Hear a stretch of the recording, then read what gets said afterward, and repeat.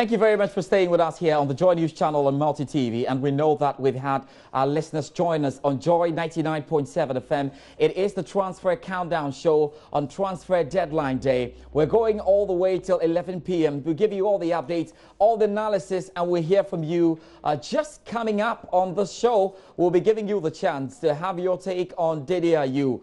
Do you think he should move to Swansea City? Of course. And do you think it's a very, very good move for him? We'll be asking you that question. There are Skype calls coming up when Gary joins me pretty shortly. But now, though, I've got two gentlemen here with me to do the analysis here on Transfer Countdown Show. Ellen Fiaka, how are you doing? Thank you very much for joining me. I'm doing fabulous. Thank you very really much, good. George. And it's good none of you are being transferred to any other media house, but you've been transferred to JoyNews, so it's good. Raymond Yamado, how are you doing as well? I'm great, George. Guys, let's talk about Baba Rahman. What kind of career has he had? I mean, to think about it fairly, if you go to Chelsea your first season and you get 22 games, it should be fine. But Baba Rahman crushed Chelsea truly at a time when Chelsea had issues. And so he had to be loaned into in Germany, and then comes to play the Africa Cup of Nations, suffers an injury, and he manages to come back and gets an 80-man long loan at Schalke. What do you make of that move for Baba Rahman? Let me start with you, Ellen Fiaka. First of all, let's look at the caliber of player Baba Rahman has been. Let's look at his progression. You know, and from the likes of Gundafer to Osberg, straight to a big club like Chelsea. I mean, for a lot of us, when that move happened, we were wondering how it was going to work out. Because you look at the caliber of player he is. He's a good player. He's not an exceptional player. And we see how he's going to do in the Chelsea team. Like you said, he made 22 appearances. And in some of those appearances, he did very, very well. For example, I had the privilege to watch him live against Dynamo Kiev at Stamford Bridge. It was one of his best games for Chelsea in that left-back position. Now, the anterior cruciate ligament injury he suffered playing for the Black Stars was a very, very, very key determinant of his career progression at Chelsea, because a lot of us believed that he was going to go on and do a bit better than we'd expected him to do at Chelsea, because players develop with time. But that spelled probably the end of his Chelsea career. I don't think he's ever going to get a starting berth at Chelsea. I mean, Germany is a very fertile ground for him. He's played for 2 clubs in Germany, and Schalke had him on loan last season before he got injured. Unfortunately, that loan had to be terminated. So for now, it's up to Baba Rahman to go out there to Germany and absolutely cement his place. And the Schalke left-back position is up for grabs, because Sead Kolasinac came to Arsenal. And he's very much, you know, in tune to go out there and actually get his career back on track again. So we're all wishing him the best, but it's up to him to absolutely hit the ground running, because that's what's required of him. You don't just walk into any team, especially after a long injury outlay, and expect to go out there and grab that place. But so for Baba Rahman, we're wishing him the best. We are hoping he goes into that Schalke team, nails on a starting berth, and gets his career back on track. Well, let's talk about Baba Rahman himself. Yeah. I mean, obviously he doesn't. Some people say, oh, he doesn't really show a lot of confidence when he's playing football, but of course he gets the job done. Can he get the job done this time? Because it's very important. And another loan. I'm sure if you wanted loan lessons, you would talk to Christian now in Newcastle.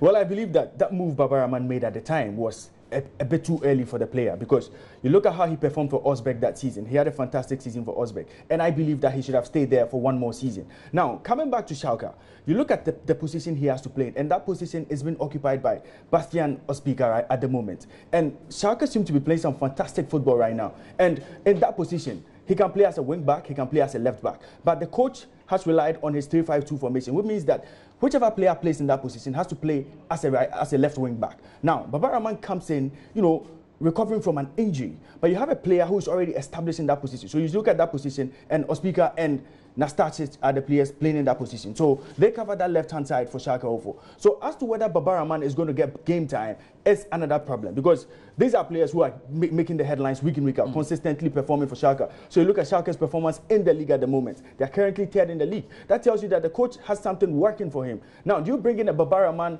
who is now recovering from injury?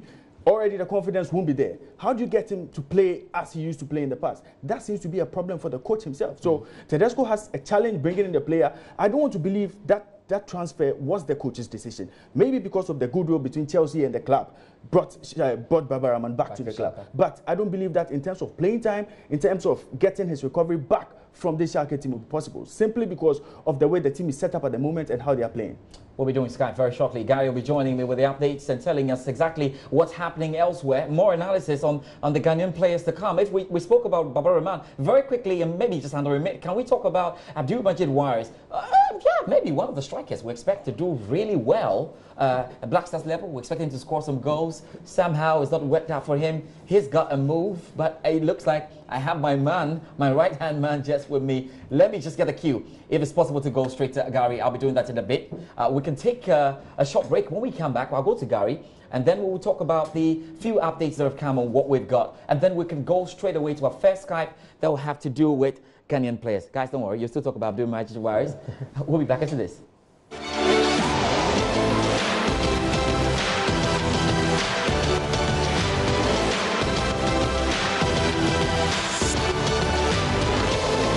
Thank you very much for staying with us. It's a Transfer Countdown show on the Joy News channel and Multi TV, also on Joy 99.7 FM. We are some 1 hour, 16 minutes away from transfer deadline itself. We'll be counting down the clock as we go in. Loads of deals coming in. I'll be coming back to my guys, but we have to talk to Gary Al-Smith now, and we have to talk about the Dede Ayew move. Look, Swansea City wants some good money to ensure West Ham wants some good money to ensure Swansea can have their former man. Gary Al-Smith, who have we got on Skype, and what do we do next? Right. Thank you, George, and Elam, Kosi, and Raymond as well. Let's go to England now to speak to somebody who watches Swansea and has watched them quite a lot. He's going to give us some perspective as to how Andre and his brother Jordan will fare as brothers-in-arms at Swansea. Sebastian Stafford-Bloor, thank you very much for your time. He joins us from Bath near Bristol. So the story is that Andre is gone back home. He was playing, of course, in France and then moved to England, to Swansea, had a great time there, thought he could make the step up to West Ham United in a £20 million move, which was a record at the time. And, well, we know how that story went. A couple of injuries and a lot of no playing time later, he is going back to Swansea. So, Sebastian, many thanks for your time. Good evening. Good evening, Gary. How are you? Doing well, thank you. It's been a while. Thanks for joining us. Now, first of all, what was the last time you watched Swansea live? I was at the Liverpool game last week. The 1-0 win on last Monday night. Oh, last Monday night. Fantastic. So you saw Jordan Ayew at the time that he has been resurgent, right? He has. I mean, the one thing to say about him, Gary, is that he really suffers from isolation in that Swansea formation. They've dealt with a lot of injuries at the top of their in their attack, and so he spends a lot of games sort of chasing shadows and playing in between 3 or 4 different defenders at a time. And his work rate has actually been exceptional, which is one of the original knocks against Jordan Ayew in this country, is that he was prone to looking a little disinterested when he was at Aston Villa. But he's been one of the leaders of this kind of mini resurgence that Swansea have had, definitely. Definitely. Now, I don't know how many brothers or brother combinations Swansea have had in their very storied history, but Andre is coming. How do you see the club, one, taking this move, and how do the two combine on the field? It's hard to say at the moment. I mean, I see from his time previously at Swansea, I see Andre as more of a wide forward than an outright centre forward. And so I think what you'll see is his sort of, as long as Tammy Abraham is injured and Wilfred Boney remains out of the lineup, you'll see Andre sort of orbiting around Jordan Ayew a little bit. So they have a kind of a fluid system at the top of the pitch, and ensuring that whatever either does, they aren't doing it alone. So they're not sort of prone to losing possession and inviting pressure back on themselves. They can actually retain the ball in the opposition half. And I think having both brothers, and especially Andre, who is very good in the air, I think that'd be incredibly useful. Yeah. So let me stay with us, Sebastian. Let me go to my other panelists. I mean, Raymond, remind us of what kind of season Swansea have had and why they will even want to sign Andre or re-sign Andre. Swansea have had quite a very difficult season at the start. You know, they had problems with Clement. Clement found it difficult getting the best out of the same players that performed for him last season. And I want to believe that that was simply due to the fact that they lost Llorente. Llorente provided 15 goals for them to help them escape relegation last season. So that was the main problem for them. Now, you look at what Carlos Carvajal has been able to do with this team in the last few matches. You can see that he's brought a bit of stability to the team. He's gotten boys playing with a lot of confidence. The boys seem to understand what they have to do for the manager. They understand their roles, and he seems to have a very tactical, approach to games this time. He plays with a lot of caution at the back, and he takes advantages of.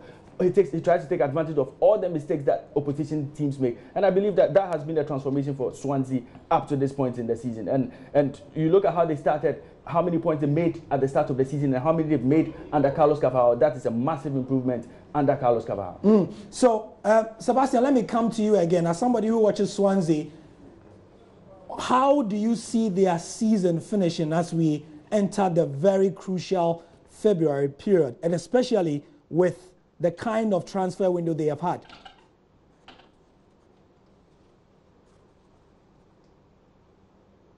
Hello, Sebastian? Yeah, good. You're on the line. I think, Gary, if it was me, I'd have liked to have seen them do more. I think that Andre Ayew is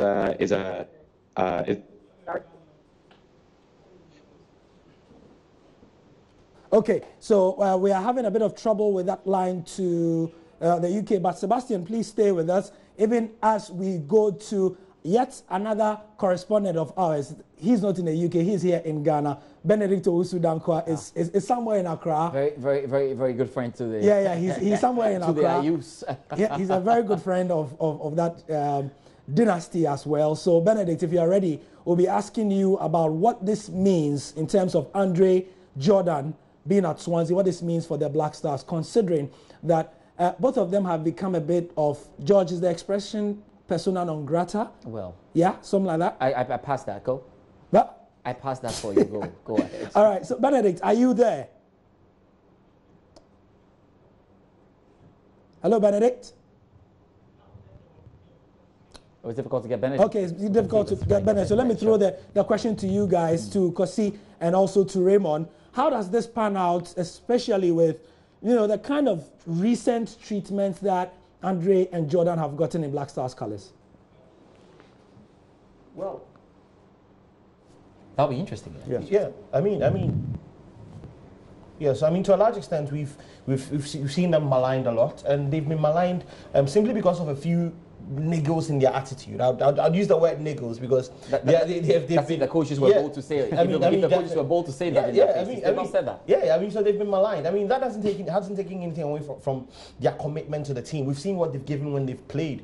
We've seen their ability and what they add to that team. And definitely they're a very key cog in that Black Star setup going forward from now. Because we've seen a resurgence of Jordan. We know what Andre Ayew is capable of. We know his passion. We know what he goes out there to do on his day.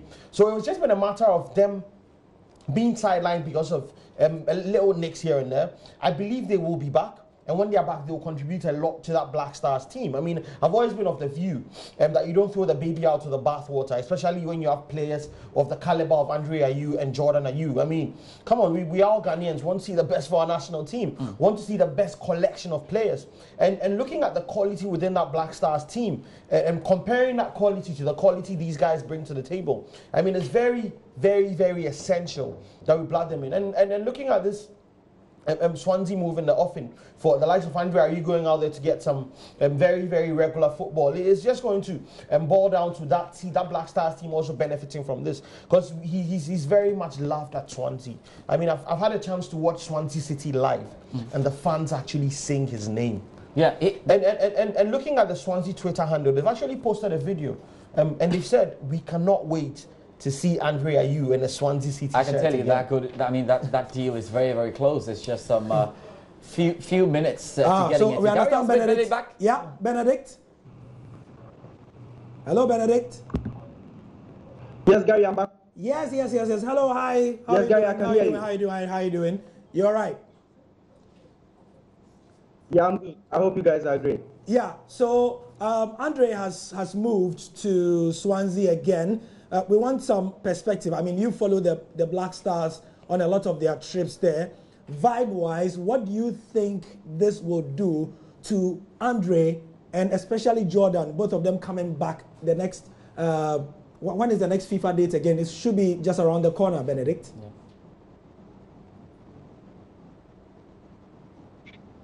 Yeah. Andre Ayew, I would have loved for him to stay at West Ham United. I remember some time back, going back to Swansea is like going to a top way to make it to another top club.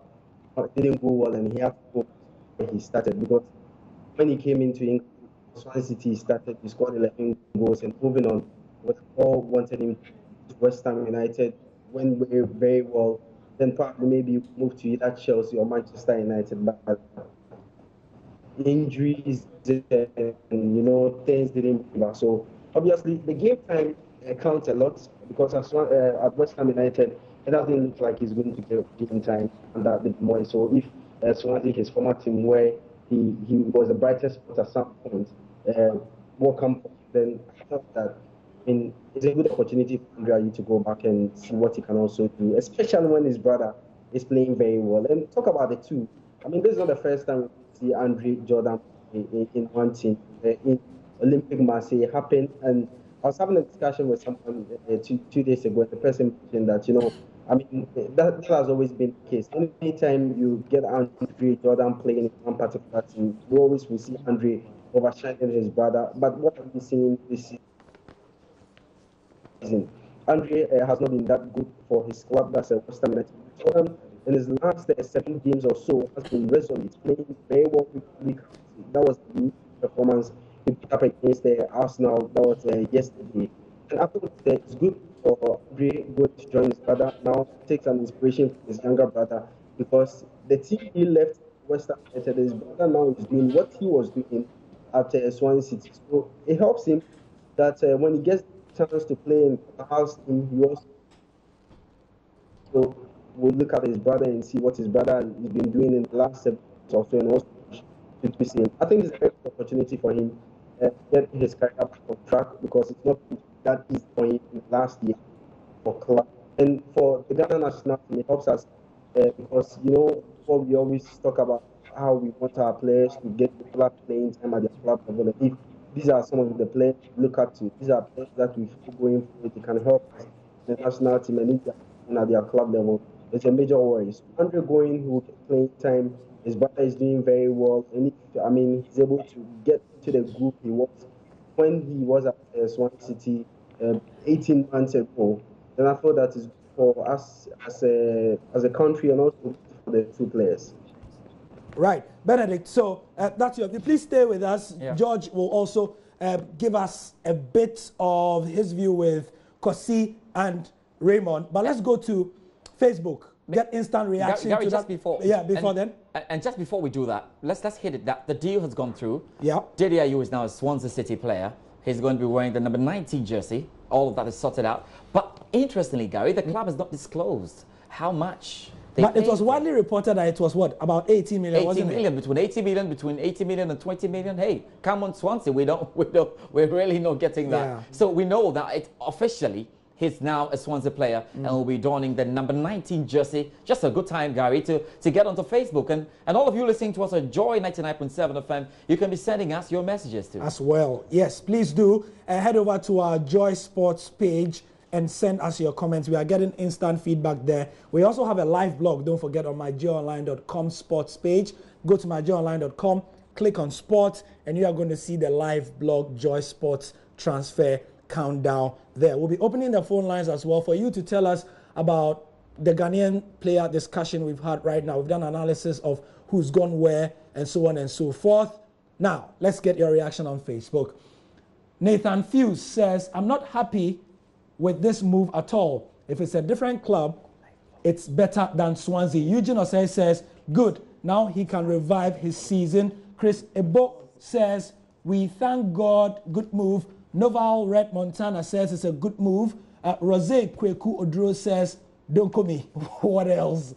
Albert Eli Agbewovi says it's a good move as well. So instant reaction there on Andre Ayew moving back to Swansea. And if you head over to our page, you will find it there of him in a Swansea jersey at the time he was there as well. We'll be opening the phone lines, and for those of you who watch us on television all the time, you know it. For those of you on radio, it's not the same. It's 0302-211-691 or 0302-211-692. Open the phone line shortly, George. Yes, we'll be hearing from you on what you make of Dede Ayew's move to Swansea City. One of those that we've just updated you on. He's now a Swansea player. We'll be donning the number 19 jersey. We'll look forward to Dede Ayew and Andrew Ayew once again play. Gary, the played where in Marseille, the played where at the Black Stars back in Swansea. Quite a lot happening in there. All right, so let's quickly do one or two of these and we'll take a short break. And when we come back, we can talk some more. Riyad Mahrez is staying at Leicester despite the Manchester City interest. It's difficult to find where this young man will go. Lavishly pegged young man, so endowed, has got a lot of skills, but cannot find a suitor. Tales of a beautiful lady who can't find a man to marry him. George. We'll take a short break, obviously, Gary. And when we come back, we'll get into our phone calls. Yeah, we will.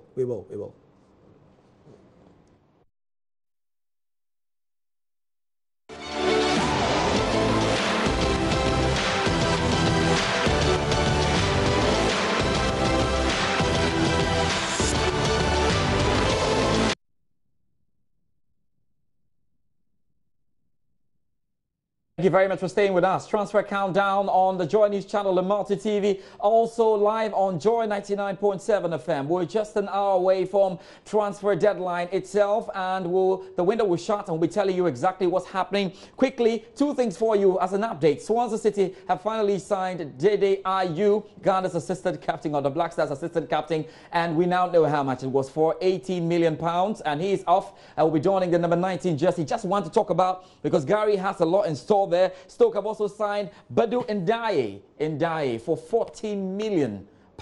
And so he's now with them. A lot more deals to come. We'll be asking key questions to whether Mahrez will find a suitor, whether Daley Blaine will end up at Roma. Could any other deals come through? We're keeping an eye on that if you're just joining us then, of course. Before I get to Gary, guys, we have to quickly talk about the Ghanaian players and try to go this through. Remember that we're activating our phone lines. You had your say on Dede Ayew's move. So let me start straight away with Majid Waris. And he gets to move into, Porto now. What do you make of that move? It's a great move for the player because you look at how he played for Lorient last season. Fantastic performance for Lorient, but they ended up getting relegated. He's been playing in League 2. He hasn't scored too many goals for them in League 2. But this is a coach, Consensao, who says that he has a lot of confidence in this player. He's brought in Majid Waris to kind of like shore up his attacking options. He's going to play as backup to Mariga and Vincent Abubakar. So it's a good move for him. But my problem here is this. You have two top strikers who have contributed 29 goals to the Porto's season. And you bring in a certain, Majid Waris, who is not a proven goal scorer. He doesn't have too many goals. And this is where he gets to struggle. So you look at the last game where he had to come on for Vincent Abubakar. The game ended 0-0. These are opportunities that are very rare. These are opportunities the player has to take. That is where my difficulty is. Good move, but is he going to get the playing time? Because you have two strikers who are in fine form. How do you break into this team? You take advantage of the little chances you get. So I believe that it's a good move for him. Moving from Lorient League 2 to Porto is fine. But is he going to get the playing time? If he gets the playing time, is he going to take advantage of the opportunity he's given? If he's able to, he's not started well, but if he's able to in subsequent games, I believe that they could make that move a permanent Majid Waris will tell you it's a long time to come. I'll find my way. And when he's found his way, he scores goals. Let's talk about Agbenyodo Lumo, of course, in Sporting right now. That's a move you have been monitoring so closely. Yeah. What happens to the player there? Can he thrive? Yeah, I mean, he can. I mean, following Lumo from his back in the days when he used to play for Wasserman, moving to Portimonense, he's been an absolutely wonderful player for them. A left back, he's been very, very solid. Now, Sporting paid 2.5 million euros for him. I mean, a paltry sum for a player of his quality. I mean, there's a massive bargain, and he's going into that team to compete at left back with Fabio Contrao, who is on loan for him from Real Madrid. I'm sure they're looking in the long term because Lumo is only 21 years of age, and he's got a bit of experience in the Portuguese league. So it's a very great move for him. He's going to play in Europe. He's assured of that, playing for one of the biggest clubs in Portugal. Sporting is an absolutely massive club. So he can go in there and absolutely exert himself in that left-back position because Fabio Contrao might be leaving back to Real Madrid in the summer. It doesn't look like Sporting are going to make that deal permanent because he's had very, very serious problems with his fitness. So it's a massive, massive, massive chance for Lumo to go out there and absolutely make his mark. And for the kind of fee they bought him for, I don't think there'll be too much pressure on him. He go out there, bed in very, very slowly, and eventually make that left back bed. You know what? You talk about the fee, and when you talk about the fee, I take you straight away to in MLS. We talk about David Akambu. He made a move to Philadelphia, huge money. a lot of money, probably the second highest. That will put some pressure on him. But he's enjoying America all the way. How does that actually impact his play? No, I believe that he has a good understanding of the MLS. He played at Chicago Fire. Fantastic player by our standard. He scored 33 goals in 78 matches for them. He's loved when he go to America. He's one of the players they talk about. And Philadelphia paid a lot of money to get this player, close to about 900 million pounds, 900,000 pounds. Yeah, a lot of money. Yeah, they got a lot of money from this player. And this is a player who understands the American game. So he gets into that team. He doesn't have so much pressure to deal with. He doesn't have so many players to compete with. He's going in there as a star boy. He's going there as a designated player. And you know the kind of treatment these players get when they go in there. And I believe that Akam has shown a lot of talent. He's shown us a lot of talent, but we haven't seen it on the local scene. We haven't seen him do same for Ghana. But out there, he seems to understand the MLS.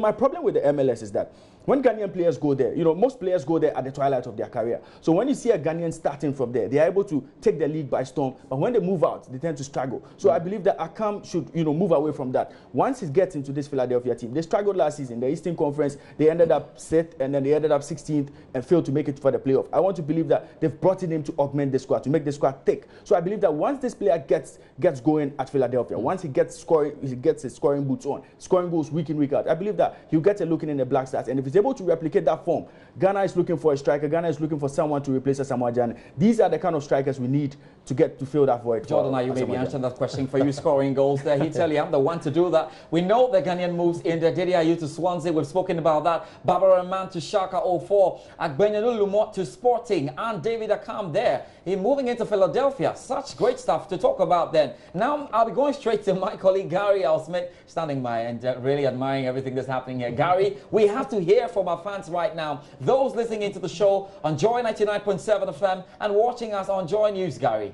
You forget those who are streaming yes, on the Joy News Facebook page. Hello to all of you. Guys, say hello. Say hello. Hello to everybody. Yeah, man. So all of you, the hashtag is Joy Deadline Day. He added a kiss. Why did you do that? What? Sorry. There are some ladies watching as well. That's what I didn't want you to do. Okay, anyway, so should I? Hold on. What? Hello, ladies. That's what I didn't want him to do, actually. Anyway, yeah. So to all of you watching us as well on myjoyonline.com and following us on our sports page, a live blog is there. So just to recap some of the moves that we've spoken about, as we open the phone lines, 0302 211 691, 0302 211 692. Let's know your thoughts on the first part of the show, which has involved Ghanaian players. Plus, we've updated you on everything that's made news today. So, as the phone lines are ringing, you can see on our page we updated on Pierre-Emerick Aubameyang, and Kweku Boateng says, let me increase the screen, there we go. He says, now Arsenal forwards are the most deadly in the EPL. Slow down. We've seen and heard that before. A lot of analysis on that to come. I'm definitely with these Arsenal, but some good attack, I think. Yes. Obibini Kwesi says, I guess Aubameyang doesn't believe in winning trophies. He just wants to enjoy the game. Good luck, Aubameyang. As for this, your good luck, we know it's not a good luck. Nana Owusua says, who advised Aubameyang to mortgage his bright future for Arsenal? Bro, dude obviously has no aspirations. Charles Nasamu Vipa says, Arsenal defense very poor. Here is Arsene Wenger buying strikers. Clearly Arsene is killing the team. Wahabu Williams says, Oba, you are a good player though, but it's unfortunate for you joining this supermarket team called Arsenal. Kwame Yogurt, nice name, says, so Conte didn't hijack this transfer. Well, Abramovich's money is doing other things these days, I tell you. Yeah, that's true. KK Baku says, we wish him luck and more FA Cup trophies, since that's the only thing Arsenal can win. And that's a good point. In all of Aubameyang's time at Dortmund, he won just one trophy, just one. Just what? Just one. So Yusuf Mustafa says, welcome, but Grandpa Wenger is still in charge. So more comments coming on Facebook. Let's go to our phone lines now. We're keeping it interactive. Andy, good evening. Barry. How are you? Where are you calling from? From Asinfosu. Asinfosu. Yeah. Hi. Yeah. Yes. George. Hey, what's up? How you doing? Oh, George. You. Oh, Gary. Yes, can you go on with your points, please? Go on Andy? your point, because we are not going to be transferred anywhere. We're here. We are right here. So let's hear from you. Yeah, let's go straight to the point. I think Andre have done the best. It's the best move. He needs to go back to Swansea to relaunch his career. And I believe where he started and made his name in the Premier, he needs to go back and then get all the support from the fans so that they can be able to cheer him up to rediscover his move. For Aubameyang, I think it's unfortunate. I don't think he's the best for Arsenal, because Arsenal is like an academy team that groom players for the big boys. So you mean Arsenal is not the best for him? I think that's what you want to say. No. Yeah, he's not the best. He's too good for Arsenal, right? I believe he should have moved to Man U or perhaps City. All right, thank you very much, Andy. We appreciate your time from Asim Fosu. From Asim Fosu, we go slightly south to Swedro. It's to Adam. Good evening, Adam. Yeah, good evening. Hi, how are you, Adam? Thanks for joining us. I'm doing great. How are you? Fine, thank you as well. I think Didi Ayew and Aubameyang had a very good deal, and because I'm an Arsenal supporter, as for Aubameyang, I'm very happy about the move. But for Didi Ayew, I think. Oh, we lost Adam from Sweden. Please call back. We have quite a bit of time for you. Also coming up, we've already spoken to one of our guests who is a Swansea expert from the UK. We spoke to Benedict also via Skype.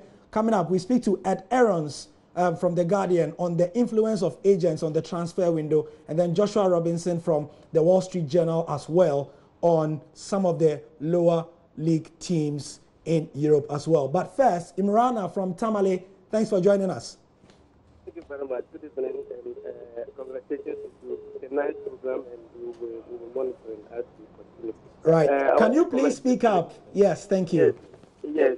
I want to comment briefly on the move by Andrea. Okay. I think we are going to see interesting times with playing with the brother. It's very interesting. I wish them all the best. All right. That's right. Thank you very much. And when you call as well, let's know what do you think is the has been the most significant transfer of this very packed window, and let's know what you think has been the biggest bad move, that you think of the transfer window as well. 0302-211-691, 0302-211-692. From Tamale, we come down to Accra, to Kwashiman, and to Kobe. Good evening, Kobe. Hello, Kobe. Okay, the line has dropped. Please call back. We have, I believe, Jesus from Ketekrachi. Yes, I'm Mr. Gary. Good evening. Hello, Jesus. Hallelujah. Hallelujah.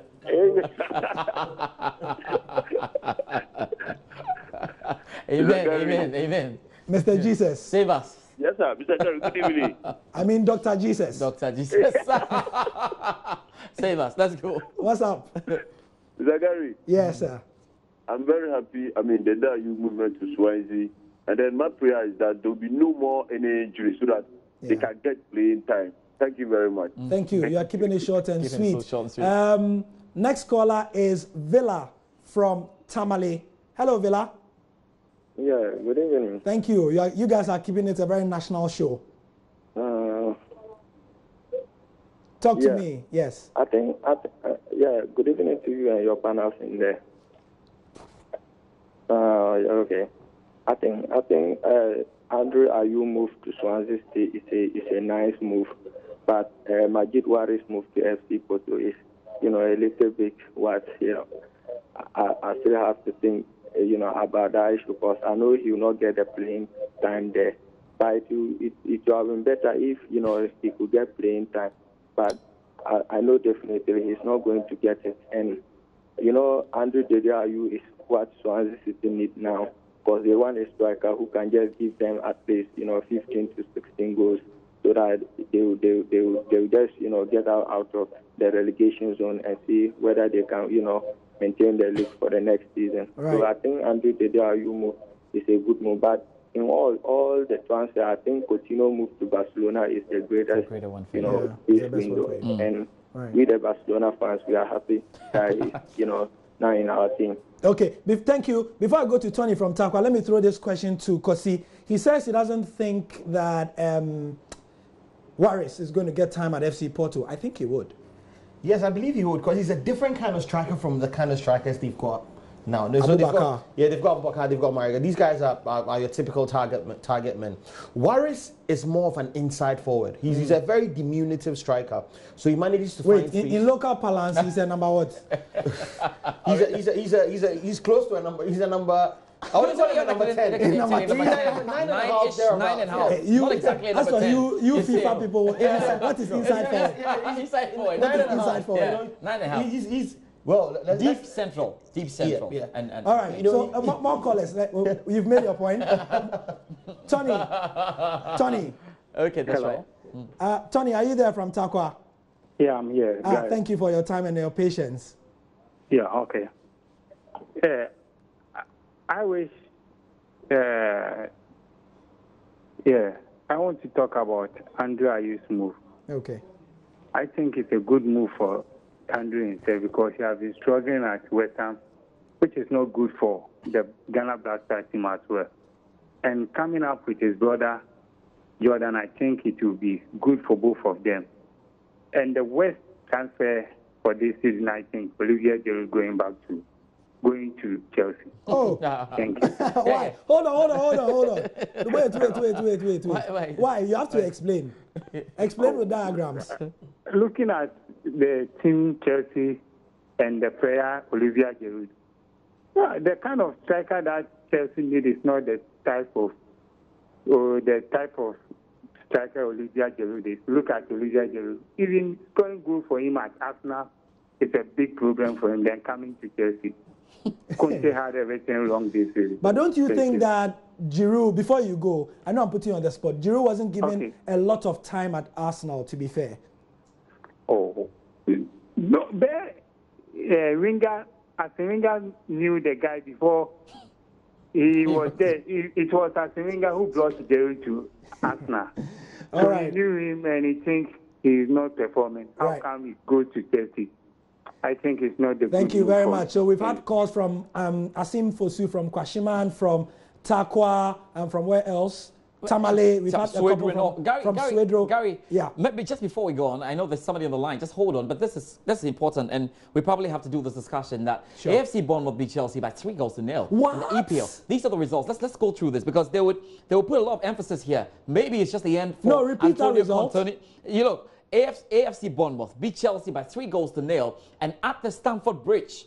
That could tell a lot on Antonio Conte, who is not happy at Chelsea. Maybe we'll see a coach himself being sacked. Everton beat Leicester by 2-1. Newcastle drew 1-0 at Burnley. Southampton drawing 1-0 at Brighton. Manchester City beat West Brom by 3-0. Manchester United with Alexis Sanchez. Hello, they lost to Spurs by 2-0. What a night. Right. Edmond from Zuarungu, thank you very much for your patience. Good evening and welcome to the Transfer Countdown. You guys. Yeah, thank you for your patience. Yeah. What I'm saying is, Andrea, you moving to Swansea City. Yeah. It's not the better transfer. This is Ben from Doma. Yeah. Yeah, I know the voice. Please go on. We really thank you guys for giving us all this update. All right, that's Edmond then. That's Edmond from Zuarungu. Okay. For the day move, I think it's quite well. It's fantastic. I think it's a way of igniting his career and all that.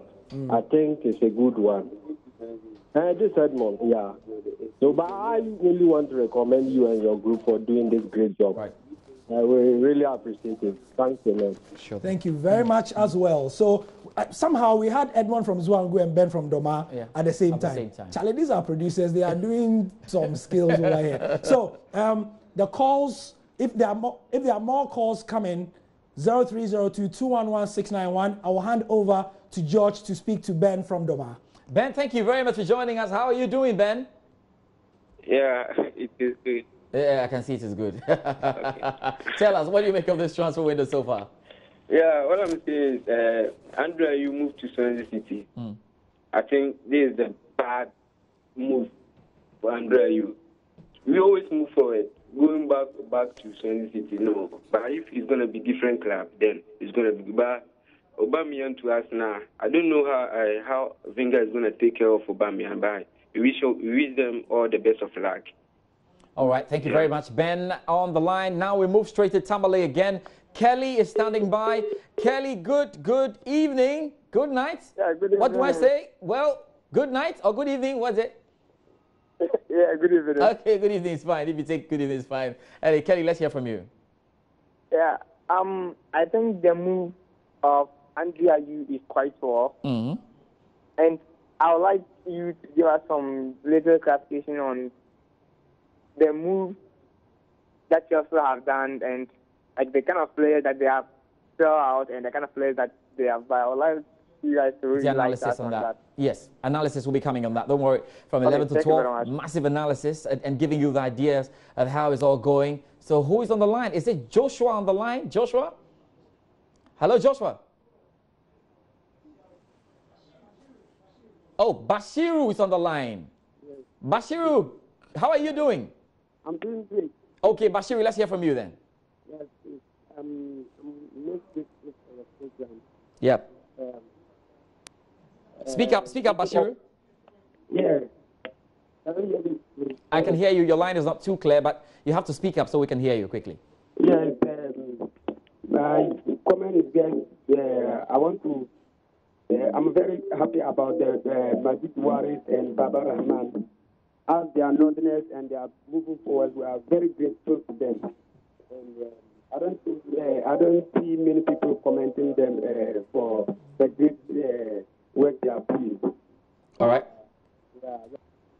Okay, thank you very much, Bashir, and that will be it for our phone calls for now. If you're just joining us on Joy 99.7 FM, you are live on the Transfer Countdown Show, which is also live on the Joy News channel and multi-TV. We are some 39 minutes away from shutting the window, the European transfer window, and quite a lot has been happening. I'm sure some of the results we're picking up in the English Premier League will point to a lot. Hello, Chelsea fans. There's a big discussion coming up that Bournemouth beat Chelsea by 3-0 at the Stamford Bridge, that Olivier Giroud is the answer to questions that have been posed when Alvaro Morata couldn't score goals. Huge analysis coming up here on the show as well. I've got my two pundits here with me, and we'll be doing some more analysis. Don't forget, Gary's here with me. He'll be joining me shortly. But guys, let's talk about this quickly. I mean, moving away from the Ghanaian transfers and all of that, we can just now talk about what there is to look forward to, in the European market and everything. Now we have to maybe start with Chelsea. Well, the Chelsea fans are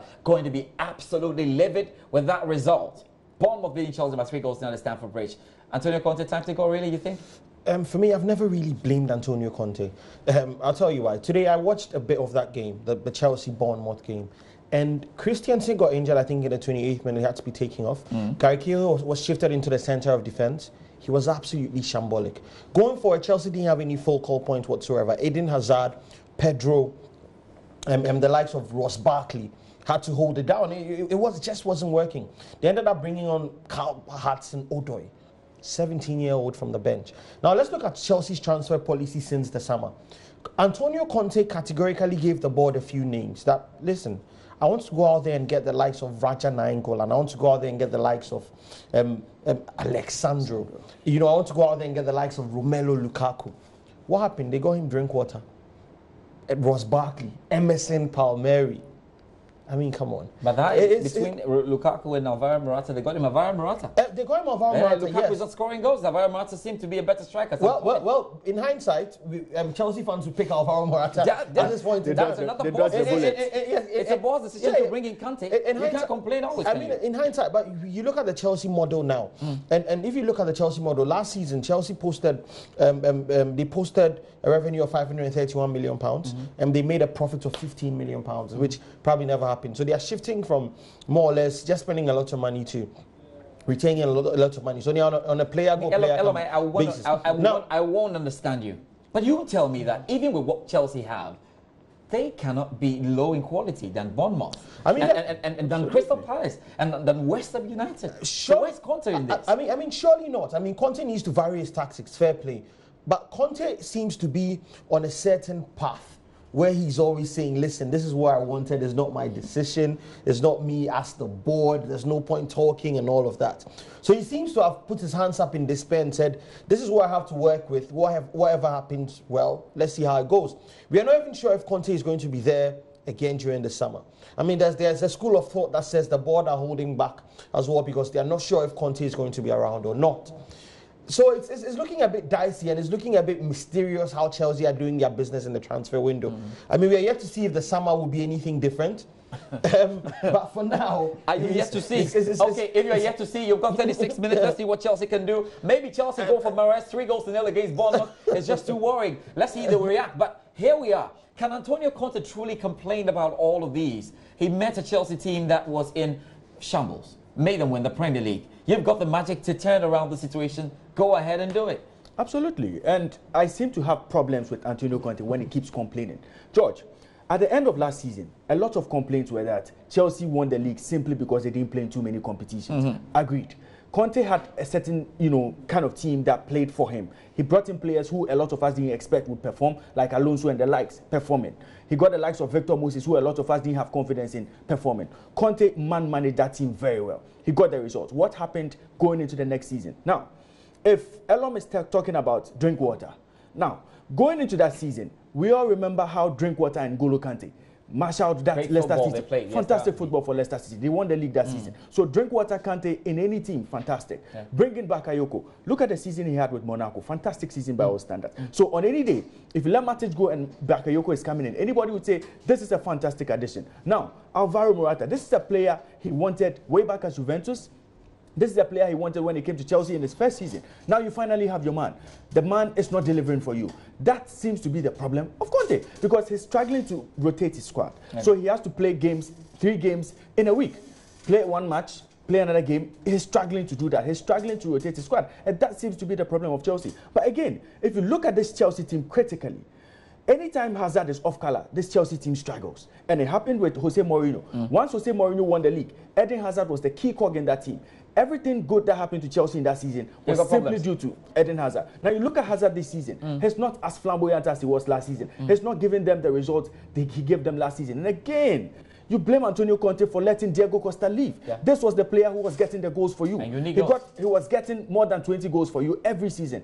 Assured 20 goals a season. You don't let such a player go. And then you bring in Morata, and then you have to change your formation. You have to change your strategy. All that should be Antonio Conte's fault. So this manager certainly doesn't lie in his mouth to be complaining. Simply not. 30 minutes to, when the transfer window itself was shut and Chelsea had all sorts of problems. Maybe they have to go for Riyad Mahrez, who is looking for a suitor now. Manchester United, even with Alexis Sanchez in their ranks, nobody said he was the be-all and end-all. But if you have Alexis Sanchez and Romelu Lukaku not able to give you goals against Tottenham Hotspurs, who only got in Lucas Moura, then you have a big problem. Would you go for Mahrez? Maybe no. I'd go for Gary. You've got someone on the phone, Gary. Thank you, George, and I'd go for you too. You're still here on the transfer countdown on Joy 99.7 FM. If you are listening to us on radio, on television, we are simulcasting on the Joy News channel. On DSTV, channel 421, if you want to tell your folks around Africa and around the world to watch us, let them watch us on channel 421. We are streaming on the Joy News Facebook page, and if you want to follow us on Twitter, it's the hashtag #JoyDeadlineDay. Let's go to New York and speak to Joshua Robinson, usually based in Europe, but this time in the Big Apple. Hello, Joshua. Gary, how are you? Doing well, thank you. He writes for the Wall Street Journal, and he's going to give us some perspective on what has been a frenetic Premier League transfer window. From where you are perched, why do you think there was so much activity this January, Joshua? Well, I think we're in a position in the past couple of seasons where among the big six, they've all realized that there are more of them than there are spots in the Champions League, and it's so critical to get in that if you see yourself drifting away from that top 4 in January, you have to do something drastic to get back in, and that's what we've seen with the big movers, which is Arsenal. Yeah. Now, another thing I'd like to ask you is, you recently, when did you speak to, you had an interview with Big Sam? Yes. I met him a few weeks ago, yeah. shortly after he got the Everton job, and I found it to be a fascinating time with him because he's, it's a guy who's actually been intrinsic to the history of the Premier League. He's been around for 15 years, and he's managed 7 different clubs. This is a guy who's seen it all, at least from one end of the table. It's instructive that you spoke to Sam Allardyce because on this day he has beaten Leicester and he has beaten them in some style. When you interviewed him, how did he come across to you? This is a man who's very sure of himself. This is, he comes into a club and, for better or for worse, makes it about him in many ways. He comes in, tells the guys, I've never been relegated. If we're in a relegation fight, you're not going to spoil my record, so we are going to stay up. His first order of business is always simplifying things for the players. He figures out, he builds a human connection with them. He's very big on that. And then he just says, listen, we're going to play very basic football. We're going to do the little things right, and we're going to scrape out results because that's all that counts. There's if you're in a relegation fight, you cannot be worried about style. Yeah.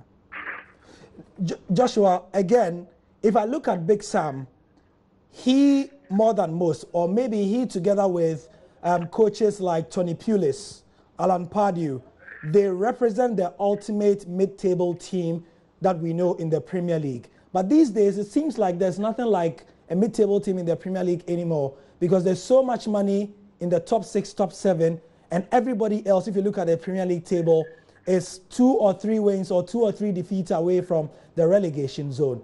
Why do you think, or where do you think the Premier League is going from here? I think you're absolutely right. Exactly, the top 6 have broken so far away in terms of spending power and the revenues that the top 6 got further away, but it actually brought the other 14 closer together as well.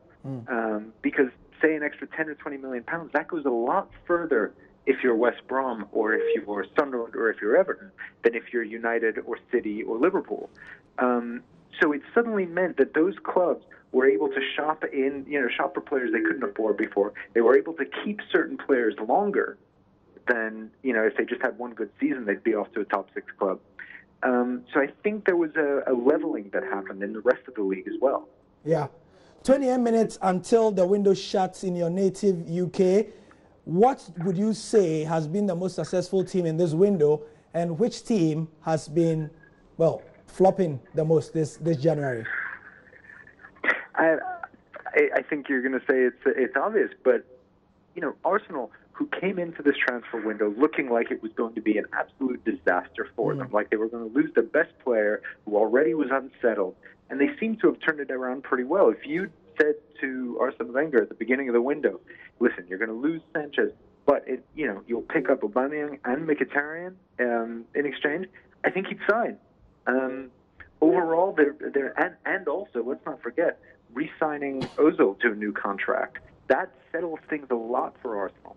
I know they were awful last night at Swansea, but I think in the long term, or the medium term of the rest of this season, they're a lot better off than they were a few weeks ago. Right. Quick question, George. Would you like to ask Joshua a question? Anything about the Premier League? Yeah. Well, I think Joshua has done really fine. But Joshua, I think he's done really fine. Don't you think so? Joshua, we'll have to say a big thank you for this. But maybe my only question to you then is, how much of a role have agents played in allowing us to get these huge prizes? The prizes are so skyrocketing, we don't understand.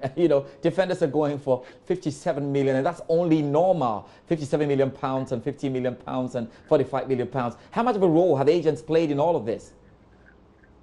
I think agents now even get paid on loans.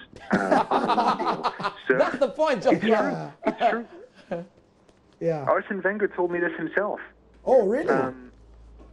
And so agents are even getting paid on loans, and they're seeing the numbers go up, and they are shopping players around constantly. It never ends. It's funny. I'll give you a very brief history lesson. In 1992, when the discussion first, when the Premier League was being formed, it was actually the Premier League clubs that pushed for the addition of transfer windows, because at that time, if you remember, you could make a transfer any time in the season. Yeah. And then it took several years, and there was pushback. Then UEFA came around in 1999, 2000-ish, and said, listen, we're going to start transfer windows. And the Premier League clubs said, no, we don't want that. Yeah. Because otherwise, agents are going to be shopping players, unsettling players at very specific times of year. What they didn't realize is agents were shopping all year round anyway. Yeah. Well, great point. Thank you, Joshua. We appreciate your Yeah, time. And you have a great time in New York. When you get back to the UK, we'll be calling you for more updates from the Premier League. Thanks, Kerry. Good speaking to you. Okay. So Joshua Robinson writes for the Wall Street Journal. His latest interview is with Sam Allardyce. It's a very good one, and it's about Big Sam, who is very, very sure of himself.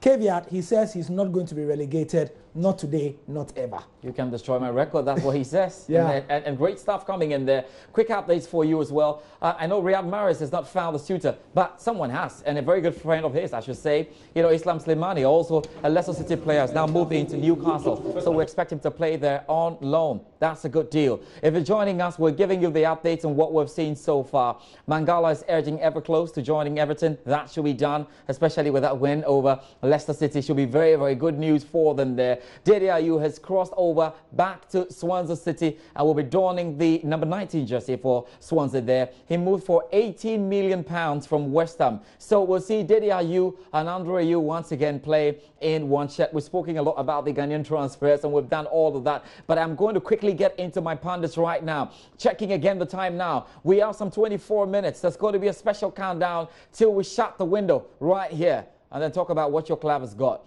But it'll be great to talk about Manchester United right now. Jose Mourinho spoke about an unleveling, something that was unbalanced in terms of, maybe imbalanced, in terms of the quality that Manchester United had vis-a-vis the quality Man City had. So then, the board backed him to get Alexis Sanchez. He's in. They lost today. What's wrong?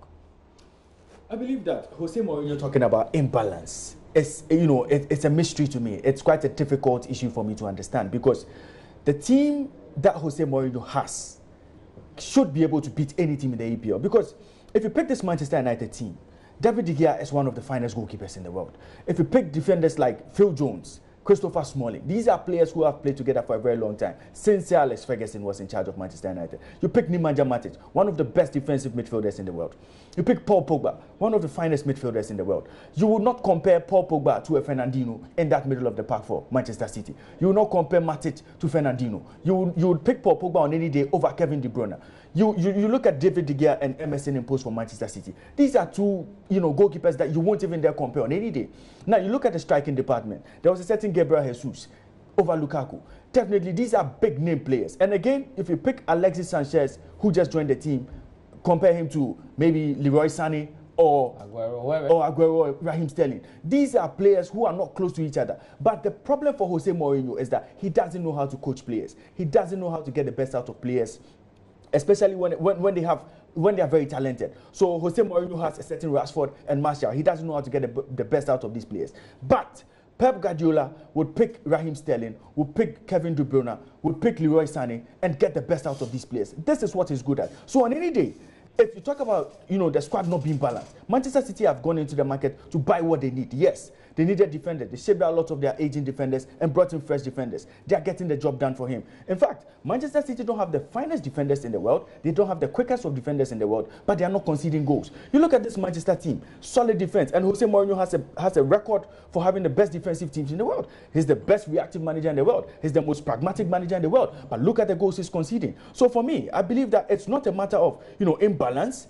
The problem here is that one manager knows how to coach his players. He knows how to get the best out of the materials he has. And one manager is just relying on negative football, pragmatic football, and trying to play counter-attack. That doesn't win games. It's 22 minutes that Jose Mourinho has to decide if he needs another player. Obviously, by now the team is resting and thinking about what kind of football they played against Spurs, who beat them by 2-0. It's the gap still widening by the day. And those of you who are hoping that City will somehow drop out, check it. City don't look like losing, like you who want to catch them. You look so much like losing all the time. Now tell me, it's difficult to talk about Jose Mourinho, very difficult, because he's got the stats to tell you, I get the job done. Even against Pep, he will tell you in the EPL, when we all arrive at Man City and Manchester United, I've got 3 trophies. Where's Pep's trophy? Looking for the first. Well, I mean, overall, Mourinho has won 23 trophies as a manager, more than Pep, who has, I think, 21. So it shows you that he knows how to win. But on the evidence of what's happening now and how the power is shifting, Jose Mourinho is ceding a lot of that glory that Man United has to Manchester City. And for once, so one of the very few times in my life, I would agree with Raymond. You don't often do, but basically. Yeah, one of the very few times in my life, I'll agree with Raymond. The fluidity in Jose Mourinho's teams are not as present as the fluidity in Pep Guardiola's teams. Jose Mourinho has so much talent at his disposal. He shouldn't be playing the kind of football he's playing. He should be giving these guys a chance to dominate games. But we are not seeing that. He had the resources to strengthen. Now, Jose Mourinho in the past would do anything to win. He'd pack the bus, he'd play 4-2-3-1, he'd play 4-3-3, he'd play Robert Huth as a striker. We've seen him do that before, yeah, he's done that before. Which was absolutely ridiculous. I mean, I laughed my head off watching that game, you know.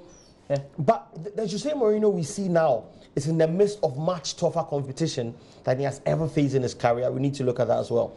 So for him to cede that much glory from Man United and see it shift to City must be very painful for him to watch. But at the same time, he needs to inject a lot more fluidity into his team, simply because he's got enough talent to go out there and dominate games. I mean, Raymond did a player-to-player comparison, and he was spot on. You cannot compare the reputation and the talent of the guys in that Man United team to the guys in that Manchester City team. We're talking about the likes of Raheem Sterling. I mean, we're talking about the likes of Fernandinho. You know, Fabian Delph playing a left back.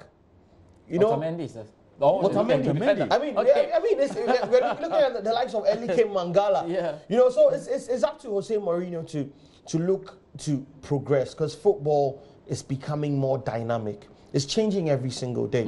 And if you don't go along with the trends, if you're not as dynamic as football is going, it would completely leave you behind. I mean, we've seen the likes of Carlo Ancelotti and Co being left behind. You know, simply because they've not caught up with the trends. They've not evolved. I'm just thinking, I mean, yeah, I understand you. I mean, so Jose Mourinho needs to inject a lot more fluidity into his team and absolutely try to shift the power. I'm just thinking, Jose Mourinho is probably sitting down and watching Joy News or watching us on DSTV channel 41 and says, these are Einsteins. Forget about them, don't they? Gary, what have we got? Not an Einstein, I'm sure. Right, so 8 minutes until we begin our countdown here on the Joy News channel, on Joy FM as well, streaming on Facebook. We've been to England to Bath to speak to Sebastian Stafford-Bloor. We've been to New York to speak to Joshua Robinson. Yeah. We've spoken to Benedict here in Dansoman in Accra. And now we have 2 guests, because we've been having complaints that why are we focusing on England? It's because the bulk of the deals have been coming from there. Now, let's do some Italy and Germany. Joining us from Milan is Nima Tavelli, and also he writes for Goal.com and others. There he is. Hello, Nima. How are you doing?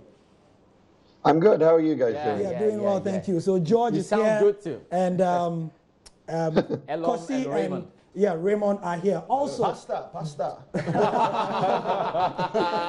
Also joining us from Freiburg in Germany is Festus Anima. For those of you who joined us for On the Move 6 months ago, Festus was our resident expert on Germany and Italy. Festus, what are you doing in Germano? Oh, just some 1 or 2. Just some cities, yeah. Yeah. Okay, so Nima and Festus, welcome to the transfer deadline day show we call Transfer Football, Transfer Countdown. Festus, let me begin with you. Give us a brief summary of what's been going on, or the lack of it, in Germany. Well, you all know that it's not been quite busy in Germany because, German clubs don't spend a lot. They depend on their youth system for transfers. And it's just 110 million euros that has been gotten from transfers from German clubs. You know, they sell a lot and get from the youth system and develop. So, and also they've bought players for around 73 million euros. And so that's 37 million euros profit they've made. And you also look at it, and chunk of it is coming from Dortmund. Yeah. And they've been busy. we all know that Aubameyang is 63.5 million euros because Dortmund informed their shareholders that they sold up that amount, and Neven Subotic also left on a free transfer as well, and Mark Batra also left on 10.5 million euros as well. But they did very well by bringing in a centre back in the shape of Manuel Akanji, who is from Basel, and a young, very promising centre back, passes the ball well, and he's really talented. And big things are expected of him because Dortmund haven't really been good defensively, especially with Papastotopoulos, Socrates. Then hold on. You won't go by that. I'm surprised you didn't bite your tongue. Say that again. Socrates, Papastotopoulos. Wow! Oh my God! Look, when you come back to Ghana, I owe you Archie. Anywhere you want. Anywhere you want. Anyway, go on. All right. Yeah, all right. Then we also have Sergio Gomez, 17-year-old Barcelona youth prospect, and who has been very promising in the under-17 World Cup. We played in the final against England. Yeah. Did very well. Scored 2 goals. Very exciting talent. Yeah, scored the final as well. Yeah. But not worked out. He believes he'll get chances at Dortmund. And Michy Batshuayi, he arrived at Dortmund today in the morning, took his medical, and went through the training regimes. And, you know, there's a problem with Dortmund this season because Peter Stoger at the helm is not been really the best of forms because of the Aubameyang problems, but they are really trying to step up because they are fifth on the league table and trying to make the Champions League spot. And it's not really going to be easy because Schalke have really been good this season, Liverpool have been good, and you also have Leipzig, you can't rule them out. But just news coming in, which just trickled into me. Ademola Lookman of Everton just joined on loan. And that was just the last minute transfer before the transfer window got shut. And we all know Bayern München have done their business very early, and they already have Sandro Wagner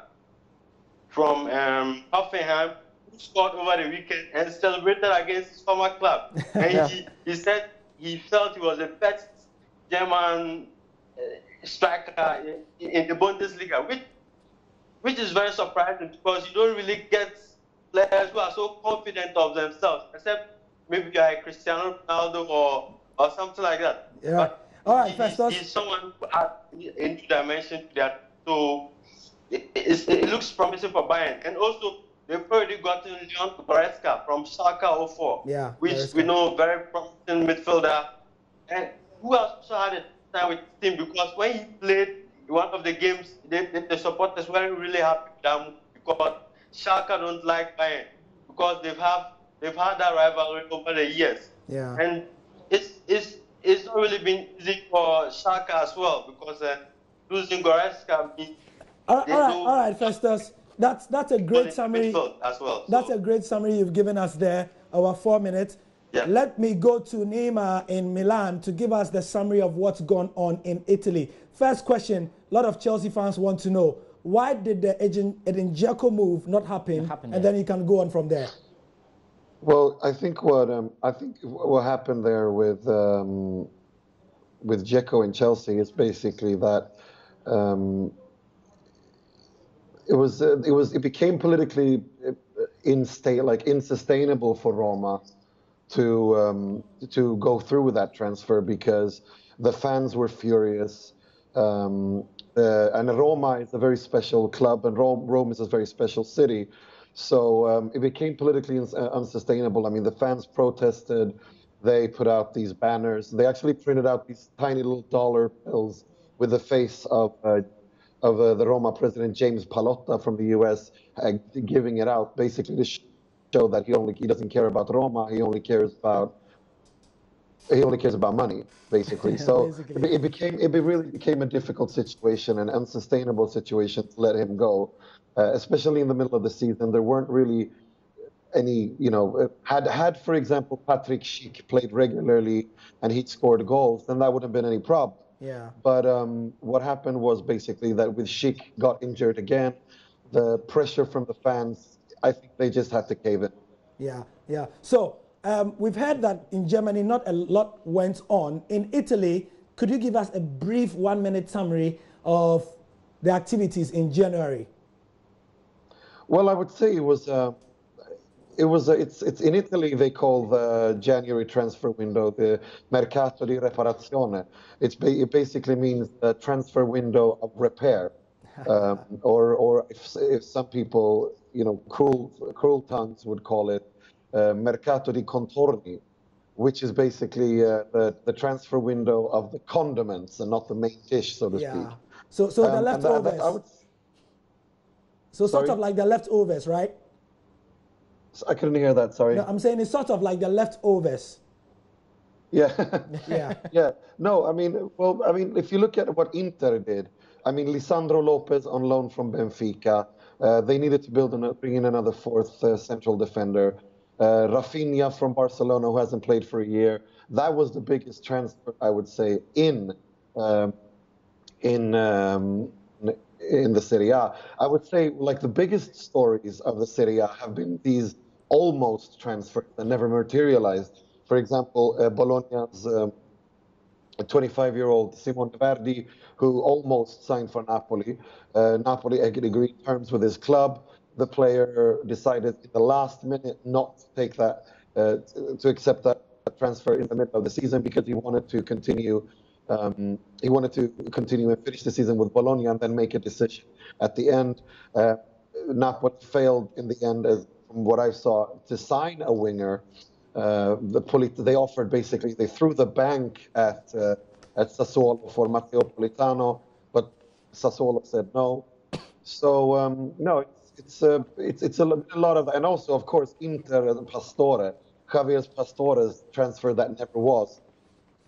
That we've been reporting a lot about, or everyone has been reporting a lot about, and it never materialized. So basically, it was there weren't really that much things. I'd still say that the big guns moved that much. Inter made the biggest signing, so to speak, of signing Rafinha from Barcelona, who on loan with an option to make permanent at the end of the season. João Mario left to go to West Ham. Nagatomo today left to go to Galatasaray. At Juventus, Marco Piazza left to go to Schalke. Other than that, there hasn't really, obviously, and the Emerson Palmieri to Chelsea. But other than that, I would say that it's been a pretty quiet transfer window Let me give you to George and Kosi and Raymond. They might have some questions, and I'm sure some will have to do with the Emerson Palmieri move. Yeah, I'll leave that to Elam. I think Elam will ask you that. But let me ask you about AC Milan. They really went in hard during the summer, got in a lot of players. It's not quite been working. I'm a bit surprised they didn't get in any more reinforcements. Why that? There's a very simple answer to that, and that's the fact that there is no money at AC Milan. Basically, what they did in the summer is that they were bought by this Chinese owner that nobody really knows. I think the New York Times did an absolutely brilliant expose on that. When they went to visit the offices of this supposed company, there was no one there. It was an empty office, and to use a famous quote from the article, they looked in the rubbish bin. It was filled with maggot-eaten fruit. Oh. So nobody had been there for quite some time. So that ownership situation. So basically, what we know is that owner of AC Milan borrowed money from the Elliott Fund to buy AC Milan and to sign players. Milan have since then been trying to work out things with the UEFA to fall in line with the financial fair play, and there really was no money for Milan to spend this January window. And the same thing applies for Inter as well, because the Pastore deal basically collapsed due to the fact that Inter had no money to spend. So it's the financial fair play. I mean, the situations are different there. Inter, they are owned by Suning, or a Fortune 500 company.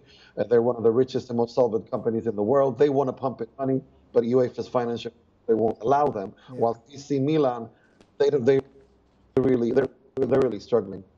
Fantastic. So, Nima and Festus, I mean, you are going to be following the transfer window until like midnight, right? Yeah.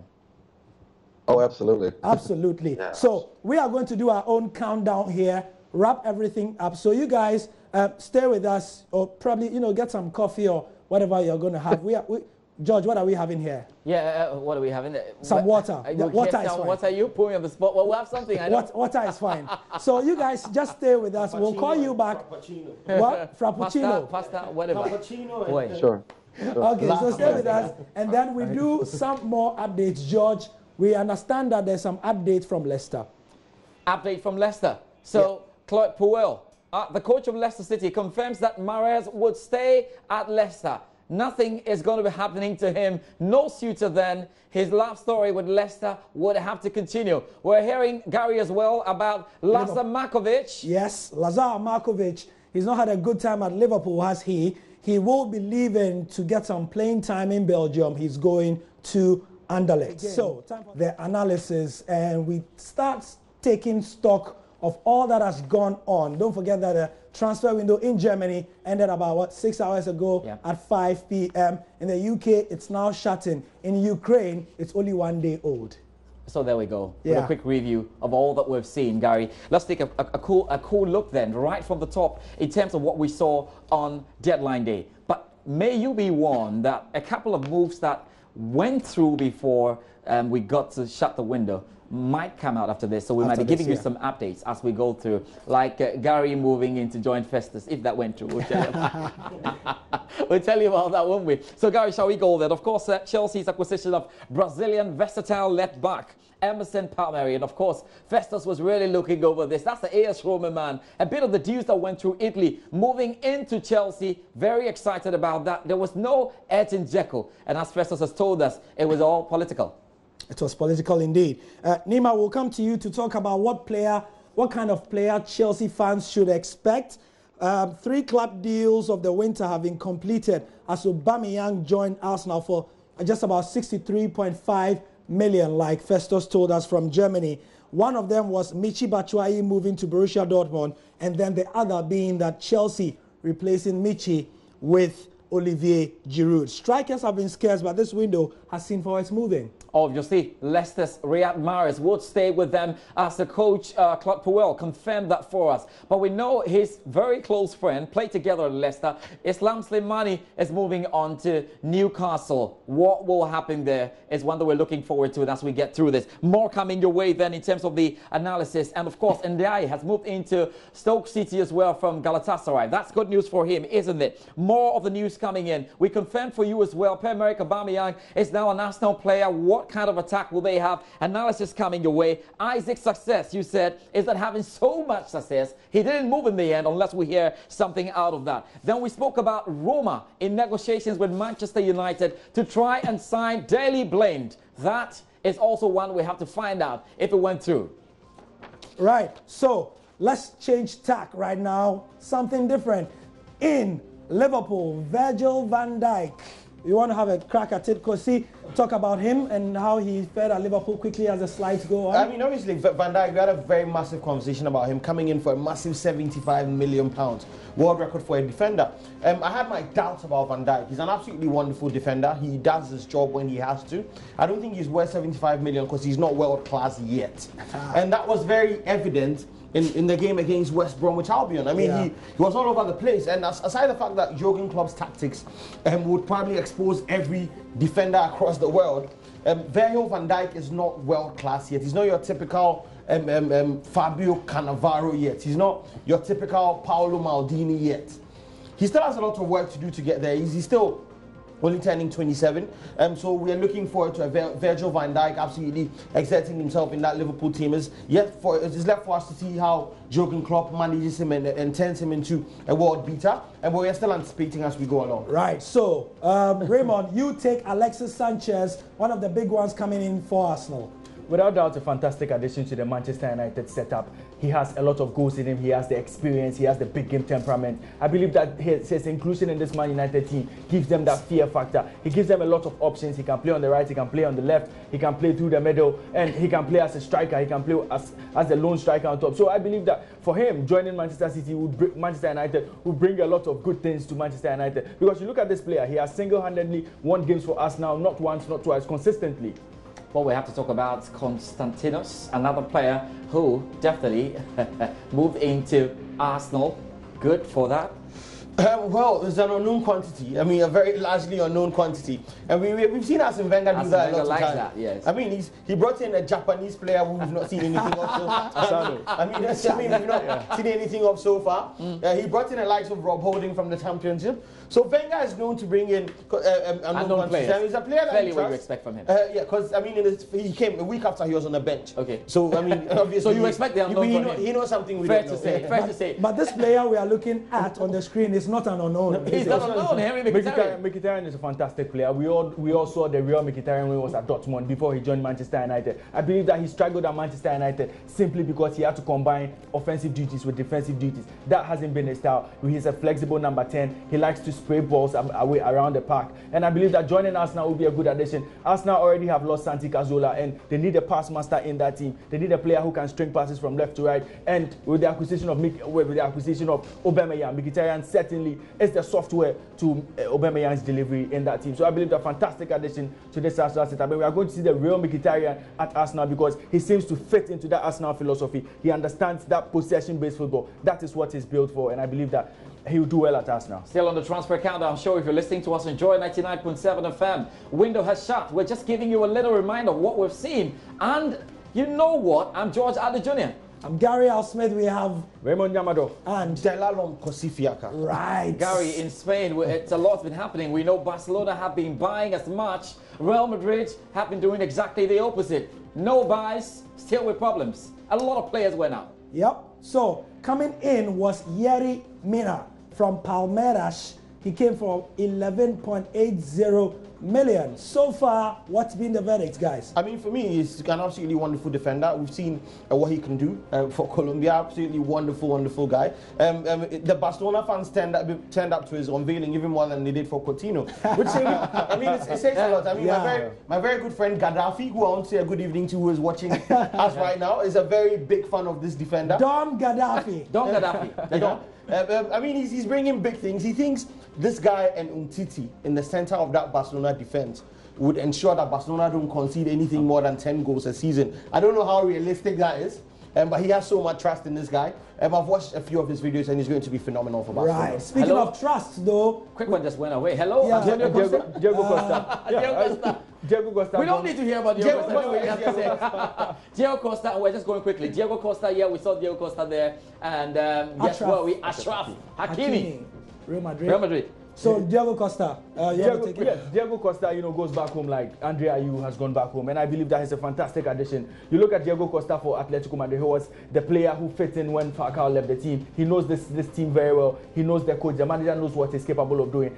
Antonio Conte drove him away from Chelsea, and he's paying the price for it. But I believe that without drove him away from Chelsea. Drove him away. I'm literally saying. Basically, he drove him away for 66 million, as you can see on your screens if you are watching us on television. 66 million euros. I mean, if somebody drives me away for that amount, I'll go. Yeah, that was good business from Chelsea. We'll check it out. Quick, more of the rundown we've got for you right now. Right. On your screen if you're watching us. Next up for us then. Radio audience, take it easy. We're enjoying it, aren't you? Yeah. I know you are. Ross Barkley. Barkley. I mean, Ross Barkley is a very strange one for me because he got a telling of, he got an earful in his first game for Chelsea. The English Marcelo. Yeah, I mean he's an absolutely flamboyant player when he decides to be one. Yeah. I mean, he goes out there on a daily basis and he's skillful when it's not necessary. And he's contributed a bit to Everton. I mean, he's going to be a big player for Chelsea if he decides to be, if he stays fit. I mean, we saw Conte absolutely rant at him simply because he wasn't getting changed quick enough. He needs to get that big game mentality, that big team mentality. And I believe for a young English player who I believe has been overhyped, he's got a lot to prove. And we're yet to see if he can prove that in Chelsea colours. Today we saw him in that game. He was a bit off colour. We can take that to lack of fitness. But let's look forward to having a great time with Ross Barkley at Chelsea. I doubt if he'll succeed there. Well, why do you say so?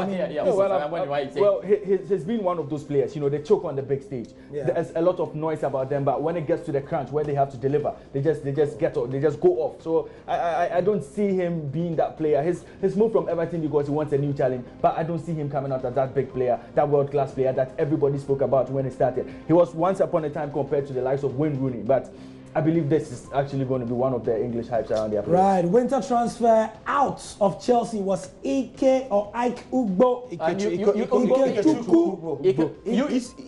This guy's a striker. I think he went to Hull City earlier. It didn't really work out for him too much. I mean, absolutely wonderful talent. The Chelsea youth system is packed with a lot of talent.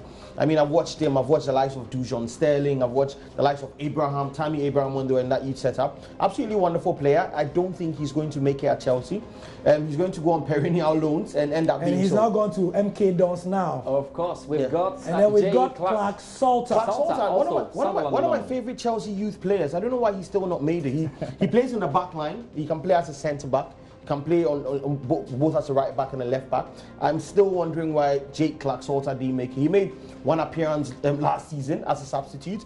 Like I said, he's going to be your typical Chelsea player. He's going to follow the likes of Josh McEachran and the likes. Go on loan you really don't blame these youngsters, guys. You blame the youngsters. I don't. Chelsea just have a habit of loaning out their youngsters, and that's what. I mean, you keep going on loan till he probably gets more sold. Coming up then on the winter transfer. We're just quickly giving you an idea of what we've seen there. I'm sure when more of the names roll out in terms of the players who have been let on loan by Chelsea, they will be your favorite players. That's what Chelsea know what to do. There's 35 of them now. Okay, yes, that's right. I'm sure probably the highest number. We've got Liverpool also letting out Corey Whelan, Yeovil Town, that's on loan. We saw Yeovil Town up against Manchester United. Yeah. Okay, that's not bad as well. We'll quickly look at some of the top moves that have come in because we have to get back onto it. And Coutinho. That's a big one. Yeah, big Is one, he the biggest? Was that the biggest transfer? In terms of the price? 145 million. That's the biggest.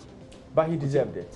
Absolutely, one of the finest players coming out of Liverpool, and you know that's what makes me say Liverpool is a small team because you certainly don't let. You certainly don't let. No. Oh yeah, I know he doesn't want to hear this. I know he doesn't want to hear this, but a lot of our dads were in that generation, and they won't be happy with you. At this point, Liverpool is considered one of the world-class teams. But do you know if you have to let your players keep living like this, Coutinho left, Suarez left, Raymond, what's left no of Liverpool fan will agree with you for one reason. That they've won the Champions League 5 times, and hell, nobody in England have done that. And what's happening to them now? And they don't have a problem with that. So I don't expect Barcelona to come to Manchester United and prize Pogba away. It won't happen. Gary, it's just about time to get back to Festus. And Neymar. So, guys, Festus is in Germany and Neymar is in Milan. So let's come to some of the deals here. I know you guys are ensconced in your various leagues, but let's have a holistic discussion. Festus, you first. If you want to take a look at all the transfer moves we've looked at, what would you say has been the character of the transfer window this January, Festus? Well, from the German perspective, it's been the same as we always know. Not too active, not a lot of movement, but rather more clubs trying to sell because, as I said earlier, they try to bring in from the youth system, then develop. And in any case, the German clubs are always obliged to sell at least one player in almost every transfer window. They are supposed to always sell their best players in any case. And the case of Bayern Leverkusen, you look at their squad and look at their performance in the Bundesliga this season.